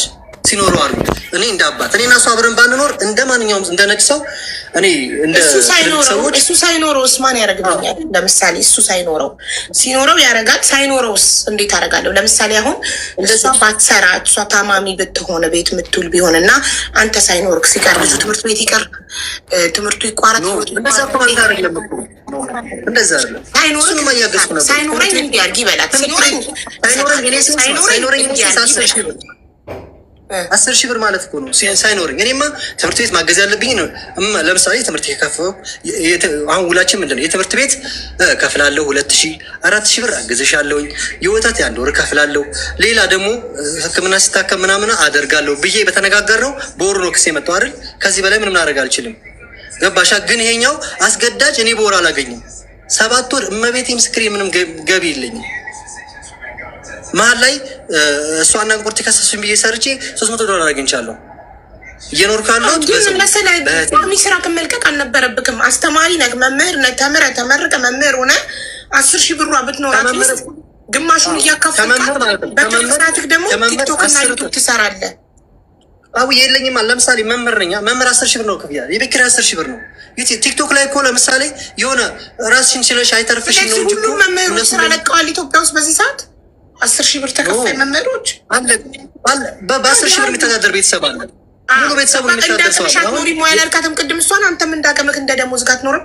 የ10 ሺህ ብር ደሞዝ ነው። የ10 ሺህ ብር ቤት ከምትከራይ 3 ሺህ ብር 4 ሺህ ብር ትከራይና ከዛም በኋላ በትርፍ ሰዓትክ ደግሞ ቤትክ እንደመጣ ዩቱብን ቲክቶኩን ስትሰራ ተጨማሪ ገቢ ይኖርሃል። ገባህ? እንጂ ዩቱብ እና ቲክቶክ መተማመኛ ቋሚ ገቢ እኮ አይደለም አይደል? ቋሚ ገቢ ሊሆን አይችልም። ልክ ነች። ዩቲዩብ እና ቲክቶክ ቋሚ ገቢ አይደለም። ግን የፈለገ ነገር ቢሆን ከመምህር የተሻለ ገቢ ስላለው ነው እየኖርኩ ያለሁት። መምህር 10 ሺህ ብር ነው የሚከፍለኝ። በወር ተጣር ምን ብዬ 10 ሺህ ብር የቤት ኪራይ እከፍላለሁ። ገባሻ? ያ ማለት የተሻለ ስራ እየሰራው ነው። ለልጄም የተሻለ እሰራለሁ። እኔም አሁን ዛሬ ተራ ጌመር በሆን የዛሬ 3 ዓመት ኢንተርናሽናል ጌመር ልሆን ይችላል። ያኔ ልጄ አልፈለታል። በጌም እስከመቼ ዛሬ የሆነ ሰዓት እኮ ቲክቶክ ሊዘጋና ሊቀር ይችላል። ቋሚ ሊሆን ለልጆቻችን ማሳደጊያ ቋሚ ሊሆን አይችልም። እስካለ ድረስ ጌመር እንሆናለን። እስካለ ድረስ እንትን እንላለን። ኤኒታይም አካውንት ባንክ ሊደረግ ይችላል። ኤኒታይም የሆነ ነገር ሊሆናሽ ይችላል። ለምሳሌ እኔ አሁን በ3 ዓመቱ 7 አካውንት ስለተዘጋብኝ ያውቀዋለሁ። ኤኒታይም አካውንት ተዘግቶ ከዜሮ ፎሎ ልትጀምር ትችላለህ። ስለዚህ እንደ ቋሚ ለአባት ልጅ ለሚያሳድግ አባት እንደ ቋሚ መተዳደሪያ አይሆንም። ሶሻል ሚዲያ እንደ ትርፍ ነው። እንደ ኤክስትራ ኢንካም ገባክ? እንደ ኤክስትራ ኢንካም እንደ ኤክስትራ ኢንካም ለመሆን ደግሞ መምህርነት ስቴክ ዮር ታይም። ሶሻል ሚዲያ ለመስራት ደግሞ ዩኒድ ላይክ ለምሳሌ ኮንተንት ክሬት ማለት ዩቲዩብ ትሰሪያለሽ፣ ቪዲዮ ይህን ትሰሪያለሽ፣ ላይቭ ትገቢያለሽ ምናምን አይደለ? እሱን እየሰራው ነው። እዚህ ጋር ሰርተ ብላ ምናምን የምትሉ ልጆች እንደ ቲክታከር ጀግና ሰራተኛ የለም። ልንገራችሁ፣ እንቅልፉን አቶ የሚሰራ ቲክታከር ነው። እናንተ የሆነች ቦታ ተቀጥራችሁ 10 ሰዓት ምናምን ሰርታችሁ መጣችሁ እንደ ሰራተኛ ራሳችሁን አትዩ። ቲክታከር በጣም ብዙ ጫና ያለበት ቪዲዮ ሰርቶ አልታየልኝ ላይቭ ላይ ገብቶ ሲሰቃይ የሚኖር የሚሰራ ጀግና ነው። አሁን እኔ እየሰራው ነው። ልጄ ማሳደግ እፈልጋለሁ። ለልጁ አባት መሆን እፈልጋለሁ። ላይክ ሳገኝ አላገኝ ማለት በህግ የሚሄደውን ነገር ለምሳሌ ዛሬ 10 ሺህ ባላገኝ ኔክስት 10 ሺህ ካገኘሁ በአሁኑ ወር ካልከፈልኳት ኔክስት ሺህ ብትስማማ ኢትሶክ የሆነ ጊዜ የሆነ ነገር ስታገኝ ትሰጫለች። ጀለስ ምንድነው? በቃ እንቃንጣ አሁን ፍረጥ ይበል ይክፈል ነው። ስለዚህ እኔ አባት መሆን እፈልጋለሁ። አባት አትሆንም ካለች በፍርድ ቤት ነው ካለች እኔ ሀቡ አልቃወማትም። በፍርድ ቤትም ከፈለግሽ ደስ ነው የሚለኝ። ፍርድ ቤት አንድ ያገኘሽ ያኔ እንትን ብሎሽ ነው። አሁን ይግባኝ ብጠይቅ ከእንደገና ቢታይልኝ ቢኒያም 0-0 ነው። እኔ እናት አንድ ነገር ልንገርሽ ይቀንሳል። ግን እንደ አባት ለልጄ አባት ልሁን፣ ለልጄ ላግዘው ይፈልገኛል። እሱ ድምፅ ቢያወጣ ኑሮ አሁን በዚህ ሰዓት እኔ ቢኒን እፈልጋለሁ፣ እናቴንም አባቴን እፈልጋለሁ ይላላ። ስለዚህ እኔም አባቱ ልሆነው፣ አንቺም እናቱ ትዳር ይዘሻል። ከኔ ጋር ምንም አንዋደድ አንፋቀር፣ ምንም ያገናኘን ልጁ ያገናኘናል። ለልጁ አስቢ። ከዛ ልጁንም በስነ ስርዓት ሊው ስልክ እየዘጋሽብኝ አላነሳ እያልሽ እንደዚህ አልፈልግም ካልሽ ደግሞ ልብ ካለሽ እንደምታወሩ ገንዘብ አልፈልግም ካልሽ እስኪ ጀግና አንቺ ነገ ፍርድ ቤት ጻፊና ይህን ሰውዬ ከሱ ገንዘብም አልፈልግም ልጅ እንዲደረው አልፈልግም እንዲያው አልፈልግም ብለሽ አስገብተሽ ለሀቡ አሳያት። አታረገውም። ዲቦራ ስለማታረገው ነው። ዲቦራ አታረገው። እንዲያየው አልፈልግም የማለት መብት የላትም። አባትነትህ ስለተረጋገጠ እንዲያየው አልፈልግም የማለት መብት የላትም። እንዲያየው ክሱን አንስቻለሁ ትበል። ደግሞ ተቆራጩን ደግሞ ማድረግ ግዴታ አለብህ። እሷ እኮ እያለች ያለችው ልጅ ከሞራሆነ ነው ድረስ ልጅ ማየት አለብኝ። ልጁ አባት አለው ከተባለ ልጅክን ማየት የምትፈልግ ከሆነ ክፈል። የመክፈል አቅም ከሌለ ካታየውም ነው አለቀ። ይሄንን ነው 4 ነጥብ። ይሄንን ነው አላለችም እሷ። አውዬ ልንገርሽ አንዴ አላለችም እሷ። እኔ እያልኩ ያለሁት ሁለት ነገር አንዴ ልንገርሽ። እኔ እያልኩ ያለሁት አንደኛ ለልጁ አባት ሆነዋለሁ። አባት መሆን እፈልጋለሁ። የልጁን ስሜት አትረገጠው። አባት ይፈልጋል። አባት የለውም። ምን አለች ቅድም ማዘር መንገድ ላይ ወንድ ሳይ ምን ይላል? ይጠመጠማል። ሳይኮሎጂካል እየተጎዳ ነው። እሷ ከኔ ጋር ባላት አለመግባባት በቀል እየተበቀለች ምናምን እየመሰላል ሊሆን ይችላል፣ ግን ልጁን እየጎዳችሁ ነው። አንቺ መኪና ብገጅለት በሰማይ ብታበሪው እኔን አባቱን አታኪለትም። ሌላ ሰው ብታመጪለት አታኪለትም መቼም። እኔ ያላባት ስላደኩ ስለማውቀው ነው። ስለዚህ ለአባቱ ለልጅ አባት እንደሆነው ከፈቀደች ትፍቀድ። ቪዲዮ ሰርቻለሁ። አልፈልግም አላሳይም ካለችኝ ደግሞ በፍርድ ቤት ይሄዳለሁ። እሷ ስለማውቃት አቅሜ እስኪወስን ድረስ በፍርድ ቤት ስራ አታብዙባቸው። ፍርድ ቤት ኦልሬዲ ፈረደ። አንተ ላይ 5,000 በወር 5,000 ክፈል፣ በሳምንት እሑድ ልጅክን እይ ተባልክ። እሷ ደግሞ 5,000 አዋጣኝም ይግባኝ እጠይቃለሁ ብላለች። 10,000 ይክፈል። ልጁ ለማየት ገንዘብ ነው የምትፈልገው። ለልጅ ማን ነው የሚቀርመው? አባትነት ነው የሚቀርመው? ገንዘብ ነው የሚቀርመው? አባትነት ውስጥ ምን አለ? አባትነት ውስጥ ገንዘብ አለ፣ ፍቅር አለ፣ ሁሉም በኢኮኖሚ ትምህርት ቤት በክፍያ ነው። አስተኛ አስቀጥራለታለች። የትምህርት ቤት ክፍያ ትከፍላለች። ይበላል፣ ይጠጣል፣ ወተት፣ ዳይፐር እየከፈልኩ ነው። ወጪ የእሱ ወጪ ቢደመር 10,000 ብር አይሞላም። ተቀጥራ የምትሰራው ቤት ስንት ነው? 5,000 ብር ነው። ኤርፖርት ኢንተርናሽናል ኤርፖርት ተቀጥራ የምትሰራው 5,000 ብር ነው። የምንኖር በ5,000 አንድ ትልቅ ሰው 5,000 ብር እየከፈለ ቢኒያም ሙሉ ተራ ሰው 10,000 ብር ለአንድ ልጅ ይቆርጣል። የትም ሀገር አልተደረገ። ይሄ የተደረገላት በአንድ ወር 250,000 ገቢ ብዙ ገንዘብ ተቀያየረ ነው። አሁን በፍርድ ቤት ነው ካለችም ችግር የለብኝም ነው እያልኩ ያለሁት እንጂ ትሄድ አይደለም። እሷ ስለምትሄድ ነው። አባት እንደሆነ ከፈቀደች ጥሩ፣ ካልፈቀደች ደግሞ አይምጣ ብያለሁ። መቼ ነው ያልኩት? እኔ ልጄን አሁን የማያውቀውን ካላስተማርኩት፣ ካልደገፍኩት፣ አባቴ ካላለኝ፣ ልጄ ካላለኝ፣ ፍቅር ካልሆነ በመላ አሁን መወለድ እኮ ቋንቋ ነው አይደል እንዴ? መወለድ ቋንቋ ነው። ስለዚህ ፍቅር የሚኖረን ስንግባባ፣ ስንጫወት፣ ሳዞረው ልጄ ስለ አባት ላይ ምናምን ነው አይደለ? ይህንን ማድረግ ካልቻልሽ እኔ አባቴን በ15 ዓመት ያገኘሁት የአባትነት ስሜት የለኝም። እሱም አይደውልልኝም፣ እኔም አላውቀውም። ይሄ ስሜት እያለው ነገ አድርጎ አባቴ ብሎ ቢመጣ አንቺ አባት ሞቷል በይው ብያታለሁ። ይሄንን ማድረግ ከቻለች ታደርገው፣ ትምረጥ። እሷ ልብ ካላት ትምረጥ። ይሄንን ማድረግ ስችል ደግሞ ፍርድ ቤቱን እኔ ክሱን አንስቻለሁ ትበል እስኪ። ጀግና ከሆነች ምን ታዲያ ሲቸግራት ቅንቅኗ ሲመጣ በ5ኛ ወር መጣ ማስገቢያ አስፈጻ። ከዛስ ቢኒያም ከየትም ተበድሮ ከየትም ተቀድሮ ይከፍላል። ካልከፈለ ይታሰራል። ሁለቴን አሳሰረችኝ። ልብ ካላት ጀግናና ከሆነች አታሳስርም። የልጇን አባት አታሳስርም። አገኝሽ። ስለዚህ አሁን አንቺ ልብ ካለሽ ይህንን አድርጊ። አይ ካልሽ እኔ ወንድ ነኝ፣ ነገ ልጅ ወልዳለሁኝ። እኔ ወንድ ነኝ፣ ልጅ ይኖረኛል። ልጅ አላጣም። አባትሽ ግን ልጅሽ ግን አባት አያገኝም። መቼም ናቴ አባት አያገኝም። እኔ አባቱ እያለው ማንንም አባቱ አያገኝም።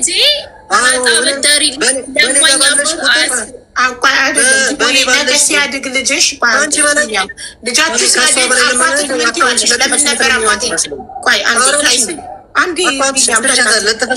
ቆይ ቢኒያም ፕሊዝ፣ ከአመታት በኋላ ማለት ነው ልጃችሁ አድጎ የትኛው ቢሆንሽ እኛ ምንም ለፍተን ብናሳድጋቸው ልጆቻችን፣ እኔ በእድሜ በጣም እበልጥሻለሁ፣ የ3 ልጆች እናት ነኝ፣ 3ኛው ሳይመጣ 3 ብዬ ቆጠር ያው በሉት እና አይኖ እሱ አቅም እያለው አልሰጥም ካለ በጣም የሚያናድድ ነገር ነው። እየቻለ ለልጁ ከሰሰተ በጣም ያናድዳል። ግን አንቺ ተሽለሽ ተገኝተሽ አባት ከሱ በጣም ስለምትሻይ ልጁን እንዲያይ ብትፈቅጅለትና ኮኔክሽናቸው ባይቋረጥ፣ ኮኔክሽናቸው ተቋርጦ ልጅሽ 17-20 ዓመት ከደረሰ በኋላ ቢኒያም የደረሰበትን ባታቂ ወይ ቢሞት ሳይገናኙ ጊዜ ሳያሳልፉ ቢኒያም ቢሞት ኦር ደግሞ አርጅቶ ትልቅ ከሆነ በኋላ አባቴ ማን ነው አባቴን ያሳይ ሲልሽ አባትህ ከሌ ነው ስትዩ እሱ ደግሞ እኔ በልጅነትህ እናትህን ለምኛት ነበር እንድታሳየኝ ፈቃደኛ አልነበረችም። ለዛ ነው እኔ እናንተ ያልተገናኘ ነው ቢል ልጅሽ አይቀየምሽም አባቱን እንዲያይ ባለመፍቀድሽ? አንደኛ ምን አለ መሰለሽ አቡ፣ ይሄ ሰው ወደ እኔ ህይወት ሲመጣ ልጁን እረዳለው ነው እንጂ አንቺም ትረጅኛለሽ ብሎ ቢመጣ እሺ ተዘጋጅቼ እጠብቃለሁ። አንድ እሱ ሲመጣ ልጁ የኔ ነው የኔ ከሆነ እረዳለው ነው ያለው አይደል? ከረዳክ እሺ ይመረመራል። ከዛ ባለፈ ደግሞ አባት አላጣም ልጄ።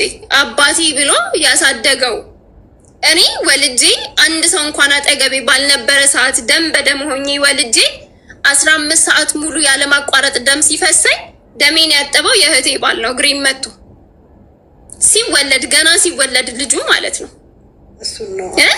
አባቴ ብሎ ያደገው ሲጀመር የሲስተርን ባል ነው። አሁንም ቢጠየቅ አባቴ የት ነው ከተባለ የሲስተርን ስም ጠርቶ እሷ ጋ ነው የሚለው። እግዚአብሔርን ነው የምልሽ። ይኸው የሰማይ የምድር ጌታ እግዚአብሔር ምስክሬ ነው። ትናንት ነው ከትላንት ወዲያ አባቴ የት አለ ሲባል አባቴ የሲስተርን ስም ጠርቶ ከሌ ጋ ነው ያለው። አባትነቱን አያውቅም። ሲጀመር ቢኒያም አባቱ መሆኑን አያውቅም። እውነታው ማለት ነው። ሲቀጥል ይሄ ሰው እረዳለሁ ብሎ ከመጣ ለምንድን ነው ዛሬ ላይ ደርሶ እኔ የለኝም ስራ ካልሰራ ሰርቼ እረዳለሁ ነው አይደል ያለው እንዴ? እሺ መጀመሪያ ያልሽው ነጥብ ዲቦዬ ልጄን እረዳለሁ ዲኤንኤ አስመርምሬ ልጄ ከሆነ እረዳለሁ ብሏል። እኔ አስመርምሬ ያለው ያው ይርዳ ብለሻል። ትክክል ነሽ። አቋምሽ ግን አንቺም ትረጅኛለሽ ብሎ ላልሽው እርጅኝ እያለሽ ነው። ከአንቺም እርዳታ እየጠየቀ ነው። የሆነ ሰዓት እንትን እያለ ነበር። ዲቦራ ገንዘብ ነው የምትፈልገው ከኔ ብራስ ልከላክልኝ የምትል የሞራል ድሽቀት ያለባት ሰው ናት። ማስረጃ ከፍቅረኛ ብራስ ላክልኝ ያለችበት ማስረጃ ያለ ማስረጃ ቢኒያም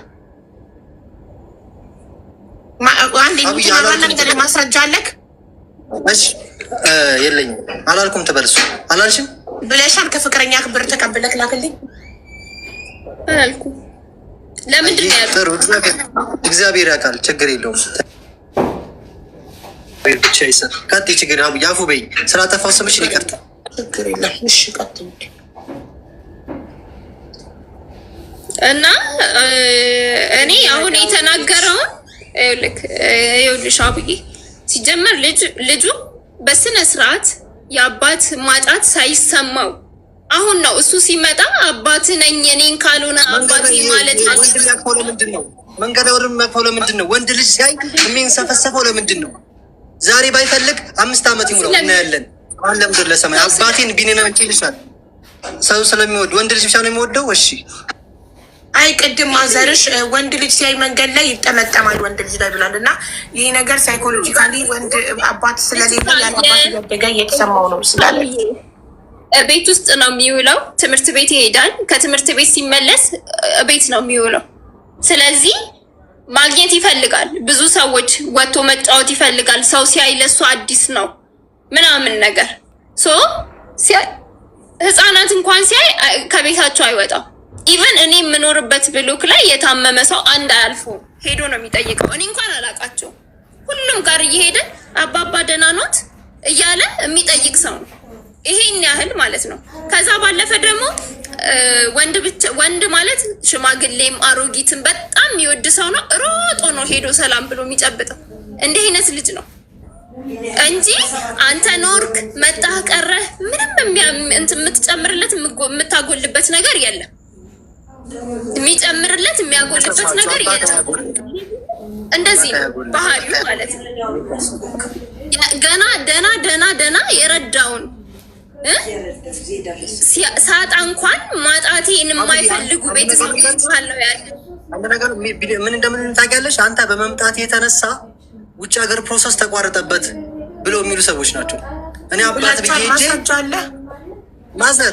ማዘር ራሷ አንቺ ውጭ ሀገር እናቴን ይኸውልህ ስማኝ፣ አንተ እናቴ ያንተ ኩያ አይደለችም። ከየትም ተነግረህ እኔ አንተ ሚዲያ ላይ አባት ነው ስላልክ ብቻ ስለ እናቴ ተናግራለህ። አንተ ክብር የሌለህ ባለጌ ይህንን አከብራለች፣ ታውቃለች። በደንብ ነው የማከብራት። ማዘርን በደንብ ታውቃለች ከተባለ ማስረጃ ቆይ አንዴ ዲቦ ማዘር እንደዛ ብለውታል ብላለች። አንተ ሚዲያ ላይ ወጣ አባት ነኝ በማለትህ ምክንያት የውጭ ፕሮሰስ ቀረበት። ጉዲፈቻ ሊሰጥ ነው መሰለኝ ቀረበት አለች እንጂ ሌላ በትምህርት አይደል ማዘር አላሉ። ማዘር እግዚአብሔርን ሳይፈሩ ይላሉ። አንዴ ብቻ አይደለም አንዴ ብቻ 3 4 5 ጊዜ ባገኘችም ቁጥር አይኔ እያለች እሳት እንደበላው ነገር ሰው አባትን የመሰለ ነገር መጥቶለት አላልኩም በእያለች ነው የሚታርጋ ብላለች። እግዚአብሔር ምስክሬ ማዘር ትናገር እንዴ ለምን ሜቢ ያልተባለም የተባለም ነገር ከሆነ ማዘር ሁኔታውን ትንገር። ነውር ነገር አትናገር። እኔ የምን ጉዲፈቻ ነው? ሌላ ሰው ቢኖር ባሳድግ ደስ ይለኛል። በቤተ ክርስቲያን ውስጥ የሚረዱ አባት የሌላቸው ልጆች ያሉ አይደል? ለነሱ በኮምፓሽን ነው ያለችው እንጂ ይሄዳል አልተባለም። በኮምፓሽን የሚረዱ ልጆች እዛ ላይ ይጻፍ ነበረ በ3 አመቱ ገባሽ? ያንን ልናጽፈው ልናስመዘግብ ስንል እኔ ነኝ አባት አለ አንድ። ሁለተኛ ነገር ደግሞ በጣም የሚረዳው 20 ሺህ ብር አወጣ፣ 30 ሺህ ብር አወጣ። አንድ ቃል የማይተነፍስ አባት ነበር። የማይናገር ልጅ ቀጥ ብሎ እኔ ነኝ አባት አለው። አቆመ፣ መርዳት አቆመ። በቃ ልጁ ዞር ብሎ አያይ። ከዛም በኋላ ቢኒያም መርዳትም አይረዳም አለኝ ከሚል ይልቅ የለኝም የሚለው ቃል ይበዛል። 2 ዲያፐር መስከረም ላይ ገዛ። አሁን ጥቅምት 35 ሺህ ብር ቤት አልገባም አላሳየችም። 35